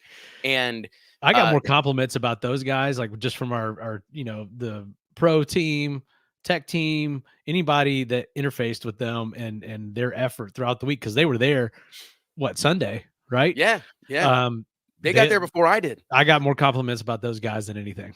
Dude, they do it with a smile on their face, man. And they work their asses off. They're fun to be around. And I can't say enough about them, man. I mean, we really, I got to continue down our list, and we got a special guest in the green room here. So we're going to pick up the pace here. But Josh Dixon, I think, may get at least one of or a co-MVP honor here at Drag Illustrated. Josh helped us with the designs of everything that you saw hanging up. Every decal, everything that you saw. Josh. I can only imagine if I had to design all that shit. It was so much. We would not be speaking today. Probably not. It probably would have been the end. It was a good run for Mike. It was a good run. No, but Josh and Jenny. Josh and his wife or fiance Jenny came down and manned our Racers Club booth, worked their butts off. A great debut for Racers Club, our first ever on site, our first ever pop-up shop. Got to talk about ESR along with that too. Oh yeah, dude. Our whole merch program so many. is lit right now. It's so lit. But I just got to quickly say, Josh Dixon, Jenna, incredible what they bring to the program. Brett Underwood, man. Brett, he drives so much business in this space. He's a confidant. He's a dear friend. He's a guy I've got a tremendous amount of respect for. He knows the industry. He knows people. And he's a joy to be around as well. So it's great to have Brett on the property. Who else am I? Craig Cook showed up in on the editorial side, helping Kayla do a lot of the stuff that she was doing. And then also that the chip draw deal is a tough. That's like, it's kind of like the pumper trucks and the porta potties. It's one of these things that you think is going to be simple and you don't have to worry about. And then every single time these little things pop up, and just the logistics of pulling it off the way it needs to be. And it also has to be legitimate and fair. And dude, because people don't think about we have to video all the chip draws, so we have to video them so that they're legitimate and everybody knows that there's no bullshit or no funny business. So it's like after each round of racing, Craig was jumping on a golf cart with a Crown Royal bag full of poker chips, flying down to the top end while the drivers are down there to gather them up in a circle and draw chips. That has to happen on video. It's got to get written down. I mean, it is which car gets lane choice because who was quicker in the last round. Like, it's a lot. It's tough. I went down there one time just to help, and it's a lot. And the flow people down there on the top end were actually working with Craig on that too, and helping him make sure he's got the numbers right and the stats and everything. So no one said, no, this is my data. No, this is my job. No, you figure that out. Everyone just jumped in wherever they could. And that's what it takes, man. I mean, it just takes a tremendous amount of people. Before we dive in, and this will be a great little segue because you can catch this gentleman's upcoming race on flowracing.com. But I can't say enough about the team at Flow. Mike Levy, Chris McKee, Tom Bobaltz, Courtney Enders. Oh my God. I mean, we could spend a half hour talking about the things that Courtney worked on this weekend. She did a great job as a pit reporter. She handled all the chip draws. She handled all the on stage moments. She took care of, our winner circle stuff. Cause the winner circle is another thing that's a big production, and you've got to sequence it. And like, okay, before we spray anybody with champagne, we need to get these photos, and we need to make sure that flow hats are on everybody. We need to make sure sponsor hats are on everybody. We need to do all these things.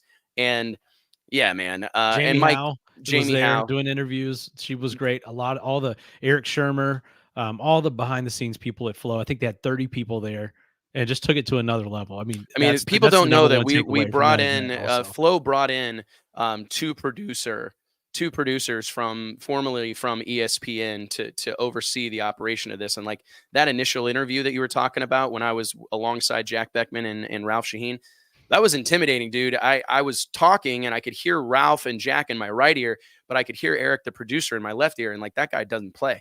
I mean, it's like, lay back, go to the screen. I mean, constant you need somebody direction in your ear cutting you off. I'm trying to figure out a way to get that going on this show, like some little backdoor thing just inside I may need one, man. But huge shout out to Flo. And before we finish the thank yous and get down to business here, Mike, thank you, dude. You've been with me at my side, arm in arm with me for 15 plus years. My best friend in the world. You're in my wedding. I was in your wedding. Our wives are best friends.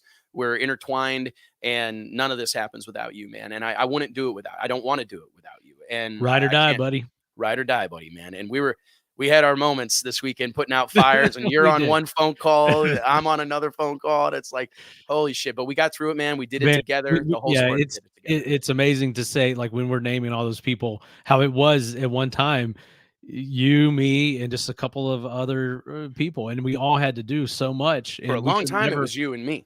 Yeah, I mean, but despite who else was involved, it was us. Yeah. We could have never pulled off an event to this scale. And the fact that we have graphic design help, we've got sales help, we've got glue guys, we've got finance help, we've got everything. And we don't want to forget Van the Man Abernathy. Also, they're slinging subscriptions, slinging shirts, being just like an awesome ambassador for Drag Illustrated. Everyone that interacts with Van comes away with a positive impression of us, and that just goes such a long way. Van also sent me a gift out of nowhere the other day. Like, dude, a week before we left the World Series, I get a random gift in the mail from Van with a note saying, thanking me for everything over all these years and how much he loves working together. So just like the nicest dude in the world. It really is incredible, man. I've got to give another just last thing here. My wife, Alicia, my kids, understanding, they talk about when these races are happening, there's just a buzz in our house. And it's true. I know our next guest can attest, raising a family and, having a relationship while trying to put on these big events. And it's a task. And I just thank my wife, my whole family, all of our families, yours, everybody is involved because everybody sacrifices. Yeah, thanks for putting up with us. Thanks for putting up with all the insanity. And then just lastly, Vic Alvarez, Wade Rich, Sharon, Gary, Tyler, Ed Petey, everybody at Waterbox, Aqua Bob in the Waterbox, all my guys, David Inui, everybody that contributes at Bradenton. Randy Lee's like become one of my really good friends, and I think the world of these guys. And just an incredible team that to do this stuff with. So anyways, man, and real quick before I bring on our next guest, and we'll probably wrap the show with this. This is an exciting time. I saw some of this on Facebook, but I'm excited about the cadence here. We've got this huge nitro happening, pro level drag racing. Everybody's fired up.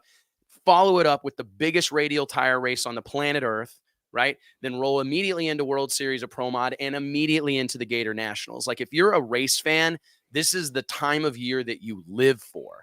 And it's hard for me to wrap my head around. I remember when I was first getting to know Donald Long, and another guy that can be a little intimidating. I was like, I don't know if this guy hates me. If you see him in the green room right now with this little dog, man, you get a different impression. That's his number one child right now. Number one family member. He had this thing. He had that thing at Darlington, and that thing is outfitted in like Louis Vuitton, carry case, the whole deal. Well, I mean, it's like to see what Donald has built has been a really incredible thing. And he has created one of these can't miss, must attend, fun loving, high energy events.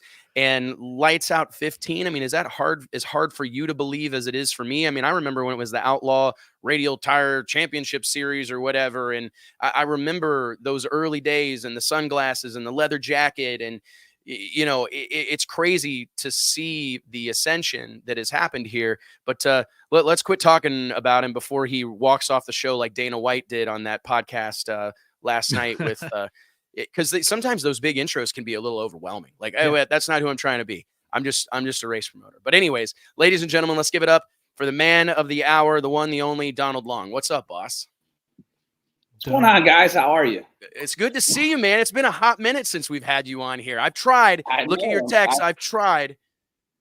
I came in hot. Stephanie had me all set up on the computer, ready to go. I'm not into that kind of stuff. So, but no, thanks for having me for sure. I was listening to you guys for the last 15 or 20 minutes, and you are right about something. It's kind of crazy how it starts off in January, and then you guys doing the pro race, and it goes. We got Radial racing, and we got World Series, a pro mod deal. Of course, U.S. Street Nationals a little bit earlier on. There's no off season. Yeah, and it's like, and that's kind of the thing. People talk about that, and we still have. I'm sure you probably saw the same thing, but we have people even. I was talking to, I think Patrick Barnhill and Jason Lee this morning. They were talking about even getting parts also, still trying to get parts because of the amount of races. It's a lot, man. I mean, it really is crazy what it takes. And there's not an off season. I mean, you better be getting prepared for whatever you've got going on, because there's going to be races to go to starting in late January. I want to ask what'd you think? Well, I'm gonna dip out here and let you guys chat. But what'd you think about that deal this weekend, Donald? I just got to ask. I know it's not your bag. Do we have any radials there? So I didn't actually get to see, and I love Flow. Like, they're my main people. I did not actually get a chance to watch it, but I got to see. I lost you guys. You're there. Keep talking. We just went full screen down. That's okay. So what I got to see, like, some people posting different videos of it and all that, fire everywhere, and obviously, definitely a cool deal. I'm not into it myself, but it is cool. I know the fans love that kind of stuff, So I know that they love those things, and I'm sure that I've never been next to one, Wes. You'll have to get me out there one day. I've never. You say when. I've honestly never. I've never been. Even I talked to Phil Schiller a long time ago. Like, everybody's always say, "Hey, man, come down." And honest to God, I don't know why, but I've never, because they said it like kind of like almost rip your heart out there, Oh yeah, Vic Alvarez had never been by one until this week, and I was like, really? And he goes, "Oh, you weren't lying." I mean, the thing that got me surprised is standing down there in between them pretty much all weekend long is the concussion. Like, I had one of the videographers, Kyle from Flow, was crouched down low right to my right, and when Ron Capps took off, it actually knocked him over. And he's like, "Holy shit, it knocked me down." And I said, "Yeah, dude, this is serious." I've heard that like 100 times from people, and I've never been able to get down there with some headphones on or whatever. All right, well, next spring, plan on coming to see us, man, because you got to experience that. But hey, man, I do want to ask, just like, and I know you're not one to like wax poetic or really reflect, but I mean, is it as hard for you to comprehend as it is me that this is the 15th running of Lights Out? And I guess I'm just curious, was this ever in your mind of what this event could become, that people would travel from around the world to come to Valdosta, Georgia, Adele, Georgia, to drag race? I think that's always the hope, in the beginning. But I'm going to say, like, for the first year or two, that's what, you're kind of wanting to get the best of the best together, in any type of, whether you're doing World Series or Pro Mod, you're doing Radial, you want to have the baddest out there. So I tried to do enough, talking trash and all that to get everybody there. Going 1 or 2 years is probably one thing. Johnny Finn probably said it best. Doing it once is one thing. Being able to repeat it, over and over again is something altogether different. And so, even as much as I didn't get along with, Carl Weisinger, and, God rest him, but, he did a great job, right? Like, Orlando World Street, for however many years, year after year after year, people wanted to go there, right? They wanted to. I mean, I was the guy going down. I did, dude. I borrowed a motorhome with my dad, drove 18 hours to Orlando from Northeast Missouri because I wanted to be at the World Street Nationals. And one thing I will give him is that he did it without the internet. You know what I'm saying? Like, with me and you, it's a little different, right? You have that internet. Obviously you're there day in and day out with, these guys also, which is what, it almost seems like, back then I was having to travel more, even before the internet got real popular. I was having to travel more, go do this. We had one little tiny blue message board before Yellow Bullet even, and it just said drag radio message board, and you didn't even know who you were talking to. So that's made it a lot easier, obviously. I don't know if we're still sitting here 15 years from then if we don't have the internet, though. I don't know, because how would you keep that kind of drama, keep that kind of interest in it? If you had to buy TV ads, right?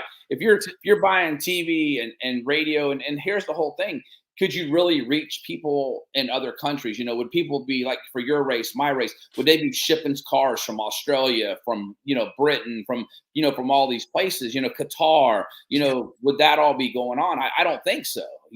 So you got to give it to some of the people from the beginning. The Carl Weisinger type deal where.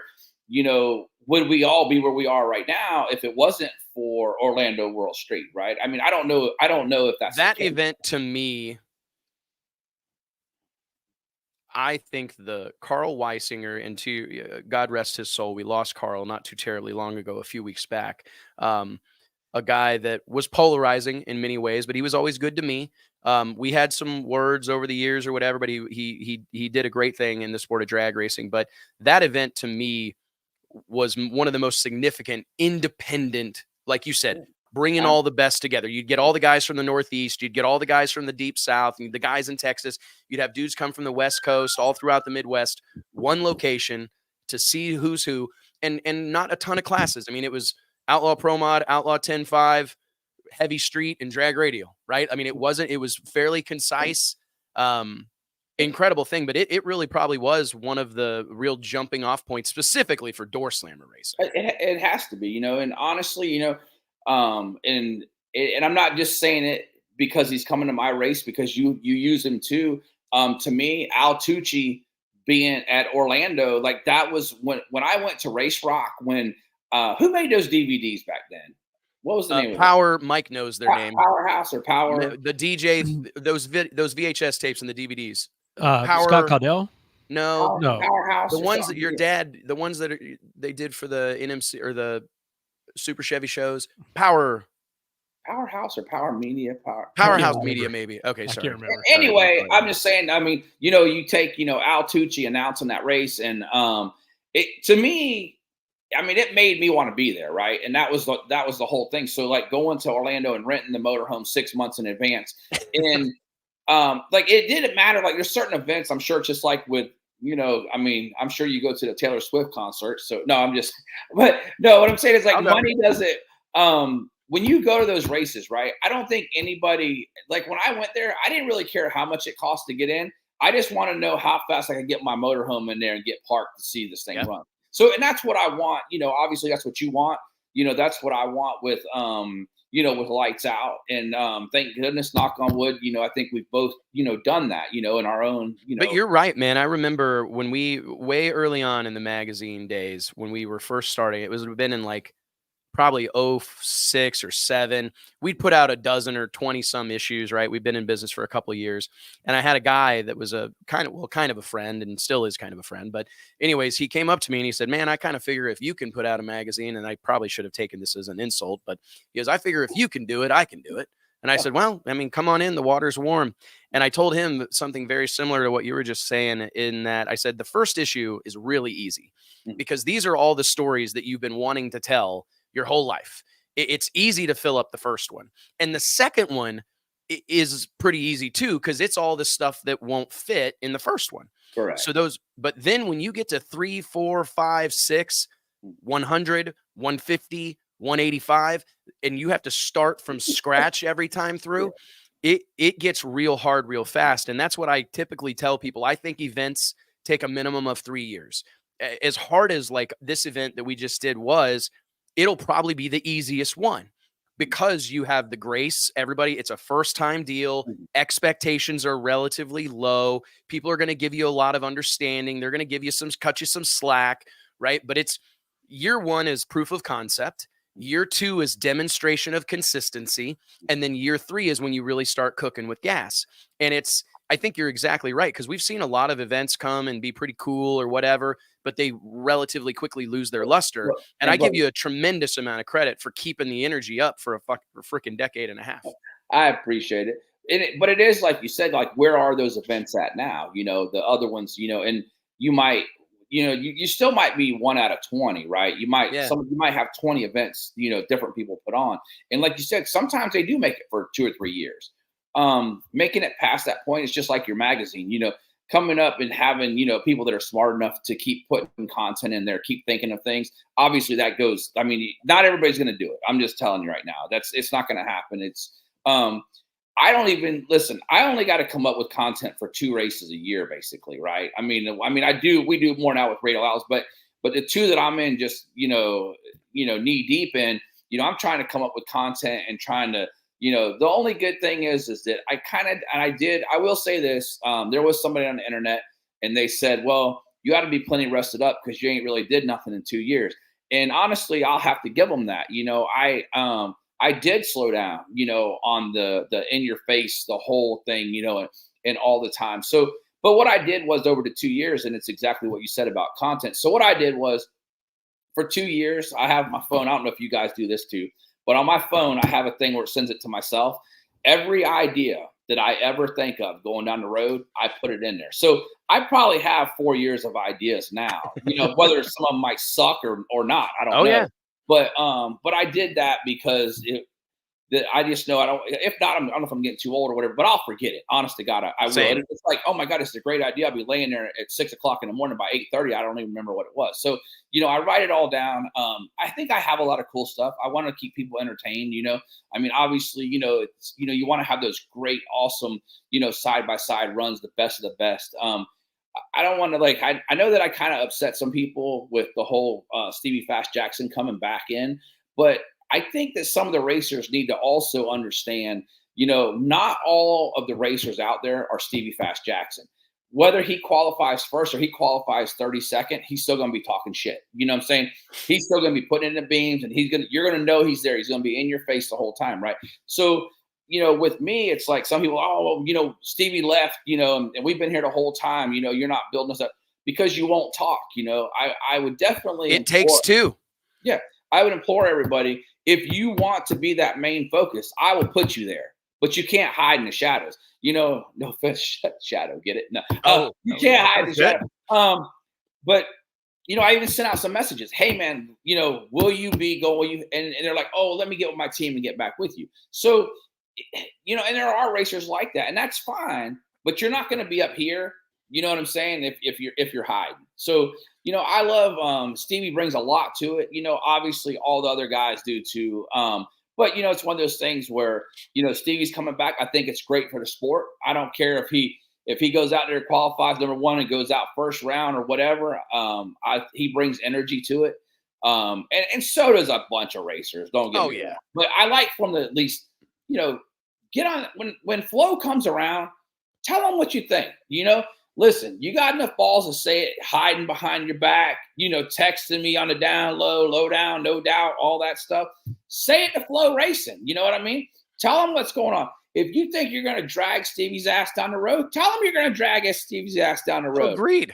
I mean, and there's the door. What you've done, in my opinion, like just looking at it from the outside looking in, it's like you've set kind of in motion. The door is open for someone right now, perhaps more so than ever before, because if you go back in like the, earlier days of Radial racing, you had a crop of dudes that were running their mouths, right? You had all these guys that were playing that part. Well, Stevie coming back, I think there's a lot of layers to that onion, right? Like it's good because for my 2 cents, it looks good when a 2-time NHRA Pro Mod World Champion who can pretty much do whatever he wants to do right now is choosing to go to lights out because he knows how significant that event is in this space. And in fairness, Stevie Fast has to be there. Like that should be a foregone conclusion. But I think you've kicked the door open here where all this onus and focus on Stevie, whoever gets any opportunity someone has to race him during qualifying, during testing, during eliminations, those drivers need to lean into it because they've got an opportunity to take out your John Cena. Yep. Your Chuck the Iceman Liddell, your main draw, Conor McGregor. That's who he is to you. And most fighters, if we were talking fighting, those guys go, I want to fight that guy that's got all. I want to fight the guy that everybody's talking about. You want to beat the best, right? You don't want to go pick on someone who can't qualify but 30th position. You want to talk to somebody, and you know what? If you want to try to put the bully down, that's your time to try to do it, right? The good thing about it is, I'm always messing with the Cheeto eaters, but you have, Jimmy Taylor from over at No Prep, he's ran both, whatever, back and forth, has the Warbird. He's racing Stevie for $10,000 on Friday night. So he was the first one to step right up and like, I'm not afraid, I'll do it. Marty Robertson's coming back now with his car, brand new deal. That's good really looking. Cool. Yeah, I love having him there. I hate blue for the most part, but Marty does it right. Like no cell blue has never been a big favorite of mine, but Marty does blue right. He does blue really well. Kind of like Petty Blue. That's Marty Blue, I think. Yeah, I think that's You know what I mean? true. And there's a good comment here from David Comstock, Daddy Dave from Street Outlaws and No Prep Kings. He said every series needs a villain and a hero. And he's right. I mean, we've been saying that on this show for a decade now, but it's like black hats and white hats, baby faces and heels. You have to have them, and you have to have willing dance partners. I mean, with the World Series of Pro Mod being an invitational, I have a lot of racers that are very deserving, right? Like there's a lot of, right now, my count is roughly 250 high level Pro Mod style cars exist in North America right now. However, there are some guys that, based on their on track performance, probably deserve a seat at the table, but they are lacking in that media department where they don't like doing interviews. They don't like to make themselves available. They're very busy, and all that's great. That I'm not here to say that that's the wrong way to do it, but it was like whenever I saw the door open for Justin Swanstrom to be a part of the World Series of Pro Mod, I go, all right, this guy is willing to play his role. He's willing to go there and be a disruptor and take the shit and say the shit and do all the things. He doesn't have a tremendous track record in Pro Mod racing, hardly at all, but he fits the bill of what we're trying to do here. So I agree with you, man. I challenge racers all the time. Like in this day and age, you can't wait on someone else to point a camera at you. You've got one in your hand. Turn that thing around and point it at yourself. They all want to be heroes. They all want to be, the center of attention, but nobody wants to say anything. I like the Bumblebee guys too. Jeff and Patrick. Hell, I get into them on a starting line with him sometimes. But you know what? He's there to say, to say. Patrick was one to fight me at the Drag Illustrated After Hours one time. My God, that kid's on the tire. But the good thing about that is that, I want someone who, is willing to say what it takes. You know what I mean? Willing to do. And so, I love having, those guys mix it up with Stevie and stuff. This Jimmy Taylor guy from, I call No Pro. I get in trouble because they say, but I mean, I guess he races both or whatever, been back and forth. But that Warbird is a solid machine. That's a 50s machine. It's a hot rod. If you go out there and go, I think if you go out there and go 350 anything, it doesn't matter. You're in the hunt. So with RVW coming back, we're trying to actually drum up some more money right now to start paying some big money, per RVW event, because we're wanting to bring, RVW. I had to let it kind of settle for a little while, because a lot of the RVW guys, they're just in Pro 275. And I agree with Stevie Jackson. I think that Pro 275 should be a stepping stone to RVW, right? I mean, that's the way, you start off, you're an Ultra Street, then you're an X, then you're an ODR, whatever coming up. But I think a lot of those guys did go down and hide a little bit. I don't know, maybe because of the money, the competition, both.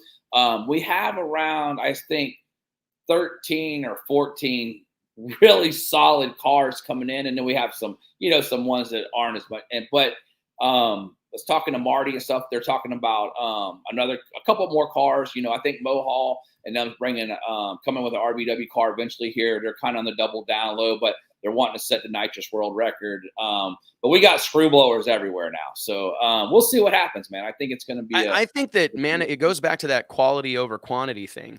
Like, I think if you've got a dozen, you don't need a ton of them. You don't need 50. I mean, I remember when you'd go to Lights Out and there'd be 47 or 52 or whatever.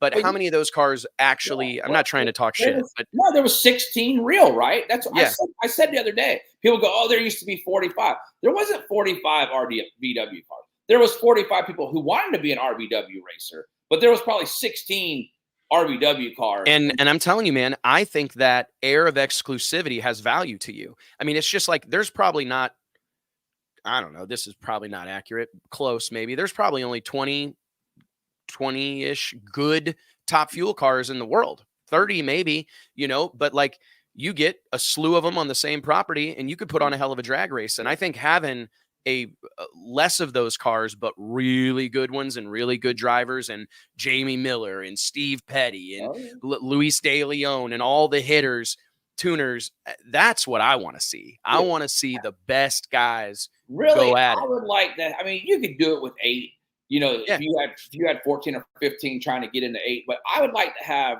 a solid like 16. That's ideal. You don't need any more than that. You really don't. I mean, there's too much damage going on with just 16 of those things out there, but even if you were doing, a quick 8 shootout of RVW and you had 12 or 14 trying to get into those 8, those 8 are gonna like they're gonna set the track on fire, you know. So that's the whole thing. And everybody's like, you know, everybody always, you know how they are. You always got haters on everything that you do. But you know, I think like LDR has like I think 33, 34 entries now. Pro 275 is always going to have 32, you know. But again, I think there's only 18 or 20 pro cars that could actually win it. You know what I'm saying? But the other people want to be a Pro 275 guy. So I don't know. We have our record now for our online deal, which is around, I think, about 200 and I don't know, 10 or 20 right now of pre-entered cars for Lights Out. So I couldn't believe honestly, that is it was 170. I think before it was like maybe 180-ish or something like that, and now it's over 200. So so I don't know. We'll see what happens. You know, are they all buying them now, or are we going to have another freaking 100 at the thing? You know, it's hard to run more than I'm going to say about 250. You don't really, because heads up isn't like if you got a whole bunch of index. Obviously, I mean, you know what I'm saying. Yeah. So 250, more than 250 would be very hard to run anyway. So when I look at the record books, like specifically the Drag Illustrated Top 8, I go pull this up and I pull up our unlimited 8th mile category, and I see half these records have been set on radials. We've Daniel Ferris 349 with a 7, Jason Lee 349.9, Stevie Jackson 50 with a 5. I mean, like, and let me scroll down to the nitrous cars. Like all the fastest nitrous cars in the world, for the most part, have made their runs on radials. J.R. Gray, 354 with a 2. Marcus Burt, 349, 354. What do you, if you, I mean, what's the dream scenario? What are you expecting at Lights Out? Are we going to see, we saw Todd Moyer go, 345? I mean, do you think we're going to see that record fall at Lights Out? No, because I have too much weight on them. That's the problem. Like, it's easy, like, and I'm not just talking shit. It's easy to go 345. Mark Mickey will tell you that the Radial cars would probably go 330s. I mean, that's not talking shit. That's serious thing. But every time they go 349, I add 50 or 75 pounds to them, 50 or 75 pounds to them. It's easy. Like, it would be tremendously easy if I do the race for the record deal in the right conditions. I believe it's going to definitely be a 41 or a 42. I mean, I think even Mark Mickey would show up. He would 100% be on radials. I feel like, I don't know. That's what he said, I guess, on Stevie's show. I believe that the radial will still be faster. I don't know how much quicker, but I believe it's quicker. But it's got to be in the right conditions. You know, so what's like, just forgive my ignorance on this. I don't know off the top of my head. What's Stevie at? Like, what's a screw blown pro mod at weight wise? I think it's 27. So you're talking 200 pounds heavier than those guys that were setting records a couple weeks ago. I mean, because were they really only 2,500? Because I thought they were actually lighter than that. I think they were under 2,500. Yeah, I think it's actually. I think Jason Scruggs' car is way under that. Yeah, according to what. Hold on one second while we're doing that. I'm trying to hold up your show, but so let's see. A screw, big block screw would be 27.25. I think that they would. You're 300 pounds heavier than like Todd Moyer probably was. I would say they're at least that. Yeah. Over what?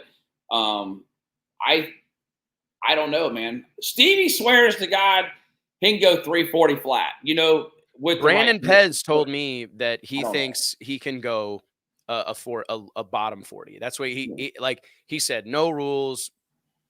Track rental type deal or whatever, like go to, or a dedicated event that's what we're there to do. He thinks that a low 40 is very attainable. Well, like I said, right now we have like 200 grand we wanted to throw at it to do it. So I've talked to, the problem is every time I talk to what you said is true. So here's the deal. I have everybody wants to do it. Like I've had John Salemi call me however many times. Like, everybody wants to do it. It's trying to find the right date, and I don't want to add it to another event. Like, I know what you mean. Everything already has its own event, right? Yeah. I kind of wanted it to be its own deal to where all those guys can come in with no weight, no. What if we did it together? What if we did it? I'll bring my pro mod guys and you bring your radial guys. We should do that. Well, yeah, I know, but the problem is it's still the date though. No. I'm just saying we can work on it for like a year, but like. I would be willing to round up 4 or 5 of my guys and pay them for their time or whatever and come down and crush your guys. Well, that ain't gonna happen. So you wouldn't have to worry about that. Okay. You know what I mean? Well, I mean, matter of fact, are we going to do it at like 2 or 3 o'clock in the morning? Is that? Well, I mean, are you going to try to piggyback my guy Stevie or something? Because I mean, every time the guy comes, like it's just. Oh, like, I can't. I can't even get Stevie to text me back. I can't even get him to text me back. Hold on. It's like Stevie's coming to lights out, and then it's like, oh look, I got an invitation. I text Stevie at 10 o'clock this morning, and I still ain't heard shit. I'm like, look, there's my Wes Buck invitation after Duck got me coming back. Right. I mean, let me ask you a question. We ain't even heard no one even mention Stevie Fast's name. Now all of a sudden he's got some golden ticket shit rolling up in his thing. Where's my golden ticket? I didn't get invited. Hell, I don't get invited to shit. I talk shit as much as anybody. I don't even have a car. I don't even need a car. I can come to World Series of Pro Mod and just talk Mike, shit. whip up an invite for Donald and send it to him. I don't know if I'm gonna. We'll whip up. Well, that's fine. That's fine. You're gonna get invited. That'll be a hell of a graphic. Let's dig up that cover. Donald Long is locked into World Series of Pro Mod. He's gonna come talk shit. Y'all don't want me down there. Y'all said I do want you there. You live like 30 minutes away, right? How far is Zephyr? We roll out the red carpet, man. How do I say the name of that town you live? What's it?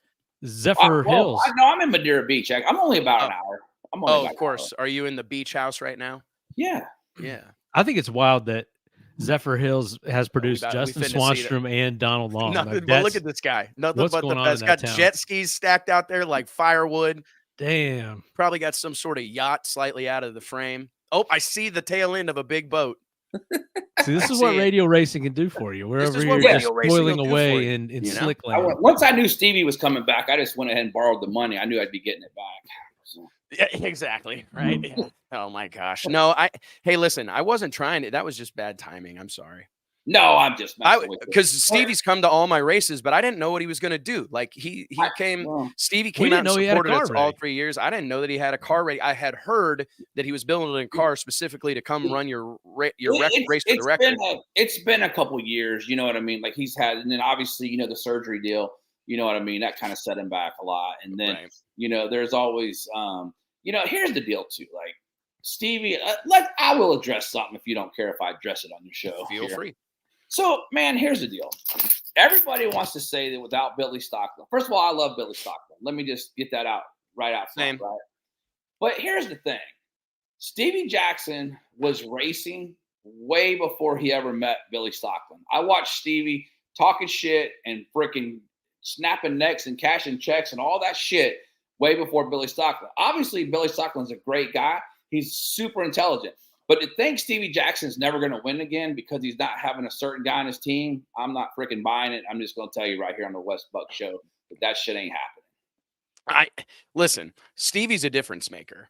I mean, he is. I mean, he's a difference maker, and I think he's a tremendous racer. Like, I mean, he's worked with, and one thing is these guys don't, it's not like he's had blinders on this entire time. I mean, he's had some of the sharpest dudes in the world around him for a long time. And if you don't think any of that has rubbed off on Stevie, you're crazy. I saw that guy fly to Qatar with nothing, get over there. We were in the Middle East. And he tells Sheikh Khaled, he goes, if you'll give me that old Jerry Haas Firebird, it was like Bert Nogzier's old Pro Mod car. It was sitting in like basically a pile of sand, no motor, no transmission, nothing, just sitting there, a rolling chassis. It was wired and plumbed and stuff. But anyways, it was just sitting there covered in dust and whatnot.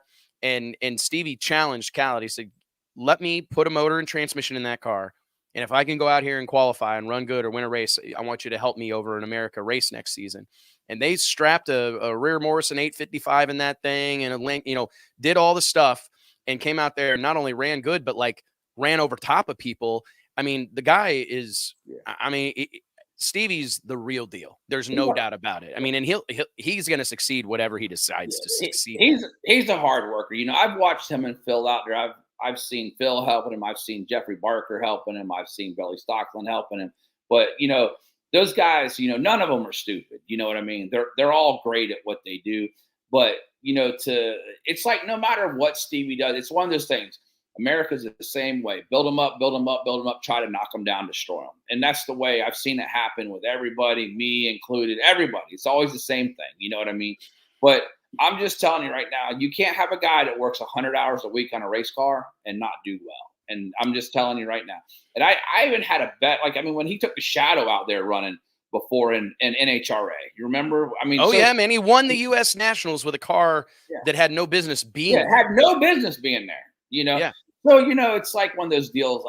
I just can't wait. Listen, I'm not saying it's going to happen in the first race, but you don't come out there and win 5, 6, 7 hats. It lights out, no mercy, not knowing what you're doing. I'm just telling you right now. Ask how many people who spent. I guarantee you, there's RVW racers right now who have spent millions of dollars and ain't never won a hat sitting there in a winner's circle, and that's a fact. No, I mean, and a lot of this is the thing that people are glossing over is, and this is something that doesn't get talked about enough in our sport, in my opinion, and it's why I hold Ricky Smith, who's on my shirt. That's why, tricky. Ricky. Look, I got Boss X right here, okay? Oh, yeah. But Tricky, like, the thing that impresses me about him is prolonged success. Yeah. You know what I mean? Like, this isn't some newfangled thing that they've Stevie's been successful for a long time. I think you got to give the guy his due. And he's trying to build a business. He's tuning cars for other people, building programs out for other people. He's got a lot on his plate at any given time. So I'm not surprised at all that, his own racing endeavors have kind of fallen off. And I mean, he's been doing other things. I mean, he's been running other people's programs, and I think it's smart because Stevie has realized or arrived at the conclusion that there's a business to be built here that goes beyond him driving race cars. And, I think he's setting himself up for the future, but I think the moment he takes the decision that he's clearly made to come down and make a statement, I mean, they'll run the wheels off that thing. They'll probably have to freshen it up a couple times before they get the lights out, So no, man, I think it's an exciting thing when you look at, in closing notes here, dude, and I appreciate Donald, you taking the time and being so gracious with your time here. But what is let's talk a little bit about the Radial Tire, the Radial Outlaws series. This, a lot of people would say that maybe was long overdue, but it has worked out very well. I mean, bringing that caliber of a show. I mean, it used to be to see a Donald Long production, you pretty much had to go to Valdosta and there for a while, also down at Orlando. Is it cool kind of taking your show on the road and going to some of these other venues and like Scott Tidwell's place in Steele, Alabama, right? Like some of these cool honky tonk tracks. Is it cool to go extend your brand to these other venues? So when we first went to Steele, obviously I wanted to get down there and help Scott because, he does so much for, the sport, he does so much. Incredible human being, man. Whether it's Pro Mod, Radial, I love to give him shit on the thing, but the guy, you can't find a nicer guy, right? So when I went to Alabama to help him, it wasn't about any money, anything like that, because I wanted to just be able to put money towards the series was really the whole thing. And thank God we did, because if we wouldn't have had that money, if Scott wouldn't have put a gazillion dollars into that track to, and then Jason and them let us come in there, to do the race, we would have been however much more upside down at Radial Outlaws, because we didn't actually ever charge anybody for the Radial Outlaws. Like there was no membership, there was none of that stuff. And so when you start paying out another $150,000 at the end of the year and stuff, it's tough because Victor Alvarez, he's putting in $10,000 or $15,000 a race. Ozzy's putting in $10,000, $15,000 a race.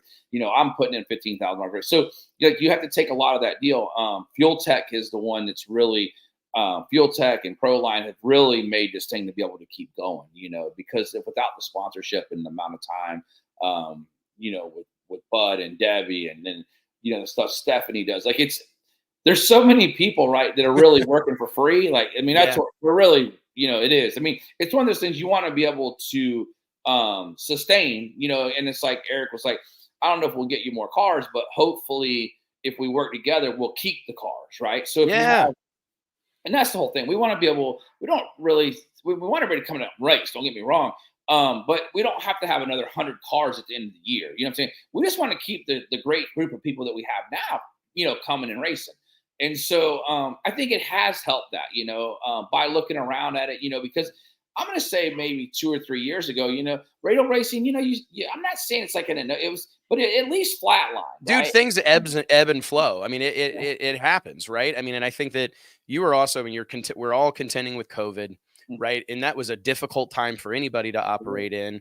We all have other businesses and other things that we're working on, right? We've all got families and whatnot. But I think that what you said a minute ago, and Blake, we need to clip it out, because you talking about how you like consciously kind of took a step back what you did is you reignited a thirst, right? Because people sometimes have to experience not having that to really appreciate having it, and I know that I fall into that category where I've said it 1,000 times. I don't care what you say about Donald Long's promotion style, whatever. The sport's better when he's here. Like we need guys like you. We need more of them, that are yelling and screaming about this stuff, that are excited about this stuff, that are passionate about what we're doing. And I mean, I think you did a good thing, whether it was like conscious or not, to go, you know what, I'm going to lay back here for a minute and let them experience not having me in everybody's face. And I mean, I think that's what you're experiencing right now, because people are as fired up about Lights Out as I've seen in years. And I appreciate you saying it. So to go back a couple of years, I'll tell you what really, so I hate you saying it. There was also threatening things that got sent to Stephanie, which is kind of a messed up, deal. Very messed up. So when I'm in your face and I'm doing what I'm doing, people don't realize, some people take it in more of a serious way and not in the same joking way, like me and you. Now, obviously, I take things, sometimes past where it needs to go at, because that's what I'm trying to do. That's what my job is, right? But people threatening people and threatening your family and all that, it's a messed up deal, And, I go to post something here. I have a problem, and I'll go ahead and say this. Like when you go on Facebook, right? If I go on there and I'm just talking about race car, right? Let's say I say, Stevie Jackson is going to donkey stomp your ass, right? I'll get a 20-day ban from Facebook for saying that, right? But they can send threatening messages to Stephanie talking about, we're going to find you, we're going to do this, we're going to do that, basically because of me, right? And nobody does shit about it, Wes. So if that's not a messed up world, I don't know what we're in. So, but also there was some things with that I didn't really like, going on. And then also the deal of, if I go live every day, people will stop watching it. You know what I'm saying? You can't do that all the time, right? And it kind of seemed like it was kind of same old. And don't get me wrong, because you have to also find like different things, right? Like every race, I got to find some other angle, like something else to talk about, right? And after freaking, 40 races or something, with all this other stuff, like, so it's like, you know what, let's promote, right? Because let's face it, take, like you're all over the place on media, right? Yourself, you got the Wes Buck Show, like you're always doing stuff, right? But forget me and you for a minute, right? There are people who don't do any of that, and they still put on great races, right? They're not in your face. They don't do all that. Right. So I just had thought, if we do not do all that stuff, right? We're not shooting all these videos. We're not doing all that stuff, but we're on the internet. Like we're always, this is the flyer, this is that, or whatever. And I'm going to be honest with you. And people will argue, oh, well, Lights Out 7. I will just tell you this. From the time the conception of the Fote, Michael at the Fote, the last shout out to Michael at the Fote. I just hung up with him 2 hours ago. He's a legend. Great guy, right? So if you take from the last 6 years, right, there's no better years of Lights Out than the last 2. So it's like, even without in your face, without this and that, people go, oh, radio racing, whatever. It's not, I'll tell you when the spike went up, it picked up over 25% after COVID, and it's never went down yet. So it's kind of weird. It was a level deal. It was coming just like this. And then as soon as COVID was over with, it went up. It's been the same. I'm not saying that it's picking up more each time, but it has gone up and it's staying at that peak, which I don't know how or why, but that's where we are. And I don't know, and I'm not sure about, what we have this weekend. I would think it would be a real kick in the nuts, for lack of a better term, if it didn't do better than the last 2 years, only because of the amount of time that I put into it to try to make it do better, right?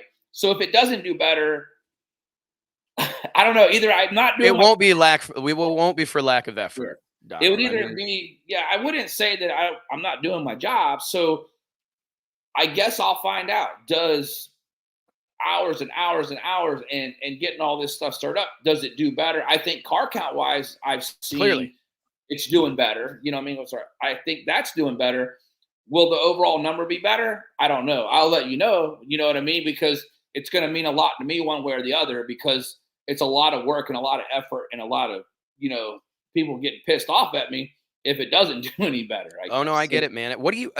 One thing I'm excited about is you going down there and working with Raul. And the new ownership at SGMP, Raul and his wife, I'm drawing blank on her name right now. Do you? Jenny. They came to Bradenton this weekend. They were only able to come for a day because they obviously had their own events going on, but it meant a lot to me when I was standing down like in the water box, and here he comes. I saw him, and he's dressed to the nines, slacks, the polo, all business. This dude's the real deal. He is the part. He plays the part great, man. He's phenomenal. It's great. Listen, here's the whole thing. I've had history obviously with several, people, owners, and with Ozzy and Maria. And the difference, I think, is that you have someone who's on site, right? So you have someone who's doing races all the time. They're doing something all the time. It's the mud pit. It's this. So when you have people there, obviously it's going to be way nicer because it's just you got someone that's basically living at the racetrack. That's all they do is live and breathe that racetrack.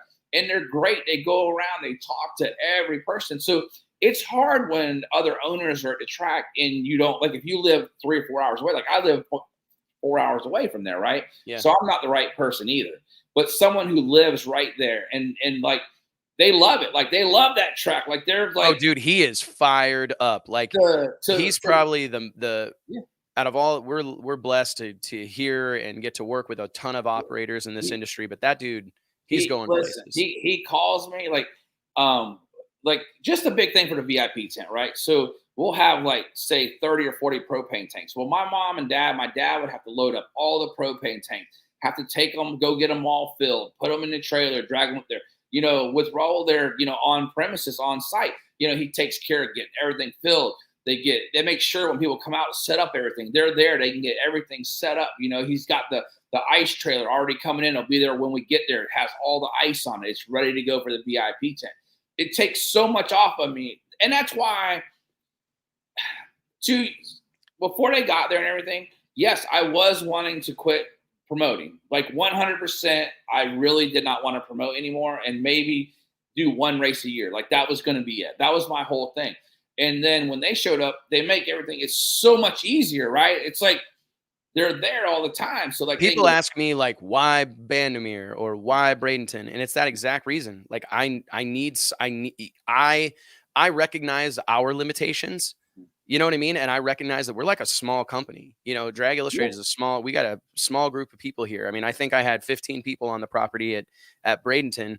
But it's like, I have to have legit partners at the track because I can't be there 2 weeks before making sure that ice is there. I can't be there 2 weeks before or whatever, roping off parking spots and figuring out where we're going to put handicap parking or where we're going to put VIP. I mean, I can't do that. I mean, I can draw it. I can write it on a map and tell you what I want to have happen, but I need those people. So I totally relate to that, man. And I think, I can't wait, dude. I can't wait for you. I think you're going to have a barn burner per usual.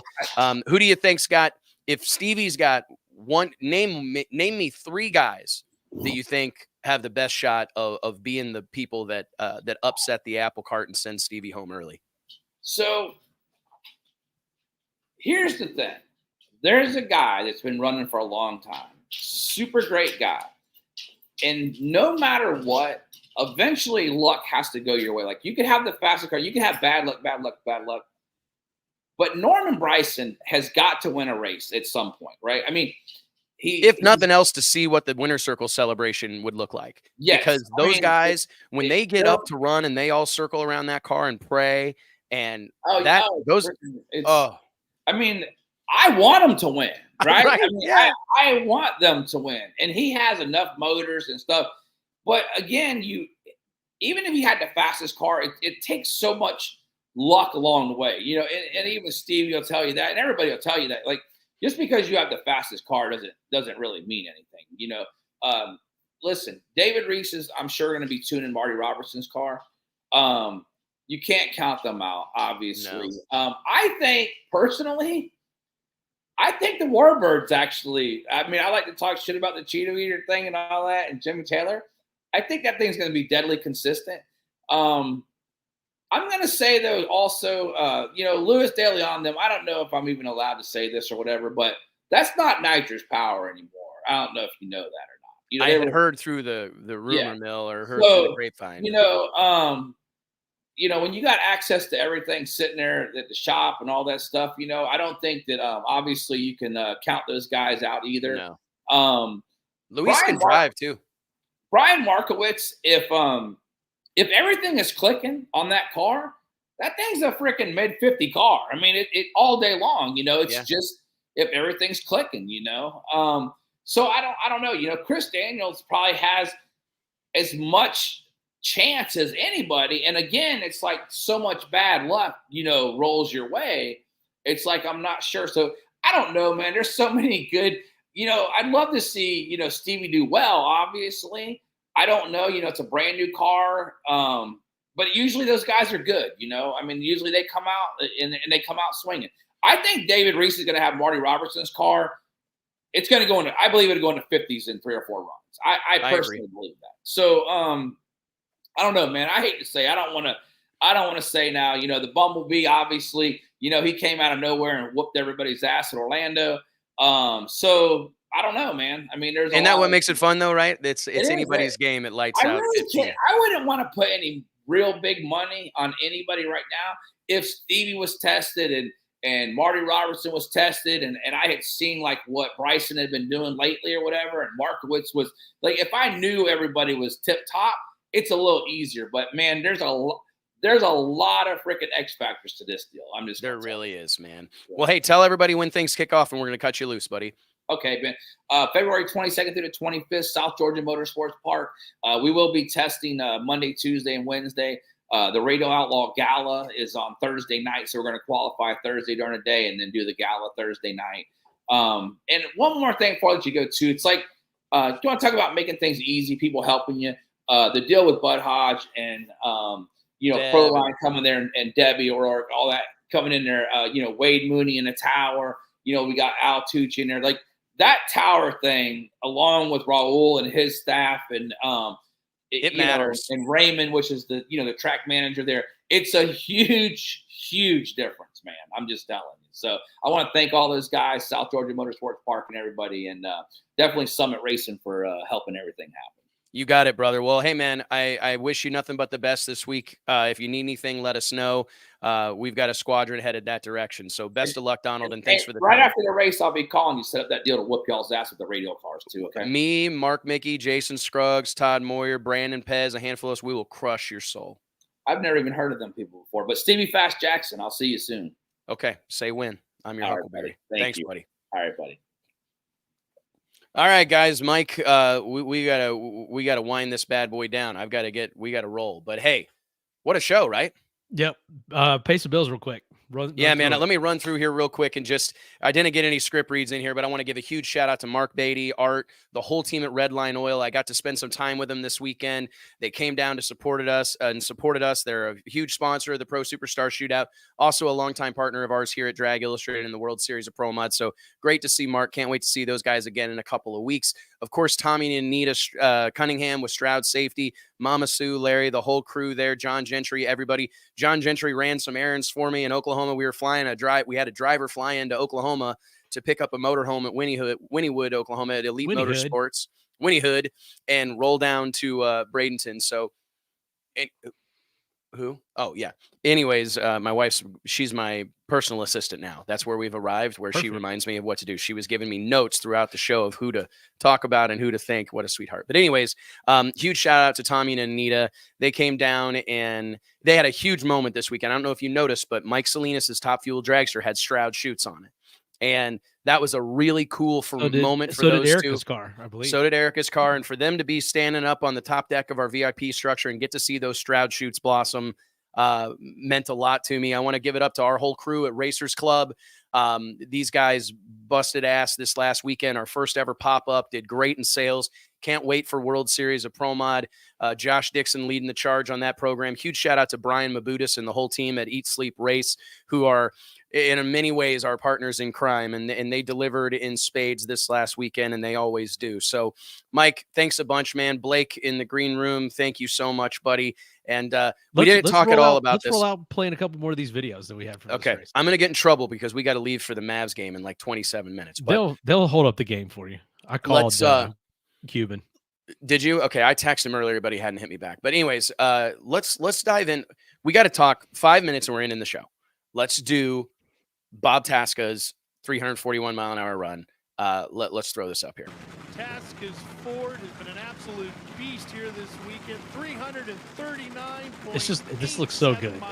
Flo's production, man. I mean, at times you could be convinced you're watching a national broadcast on TV. Now, I'll tell you, that 382 that the Proc family just laid down, I literally was praying to God, Mike. I was going, please, Lord, run 340, please. Yeah, you about came off the. You came a foot or two off the ground after this bad boy.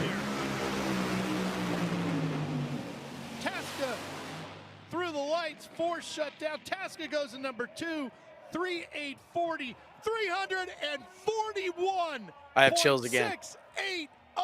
I told you, Jack Beckman, it was going to happen. 341.68 miles an hour. That is I was losing my mind. I about broke Bob Tasca. I caught up with Aaron Brooks right here. As he's walking and back, you might see me. Why And looking at the time slip app, and he's like, "Yep, numbers look good. The numbers look good. It lines up." It's never been on a scoreboard before, and Bob's dad, Bob Tasca too, is beside himself. I would love to see half-track speed on that run, 290.88, actually less half-track speed than they had last night. That car picked up 51 miles an hour from 660 feet to the finish line, and there's Bob's son Austin down there, and that's just, gosh, I'm out of adjectives. Magnificent, stupendous, unbelievable, the best. Stunning. Really, and did you see the video that Tasca posted of him celebrating at the top end, and then he like runs up the hood of the car and onto the roof and all that? That was really cool. That whole moment when he finds out what happens or what happened, like just and to see how much that moment meant to him, like genuinely was. If we never do anything ever again, I'm really proud of doing that. You know what I mean? Like that was. And you know who? John Force was on a lick too. Mm-hmm. He was. The numbers were identical down low.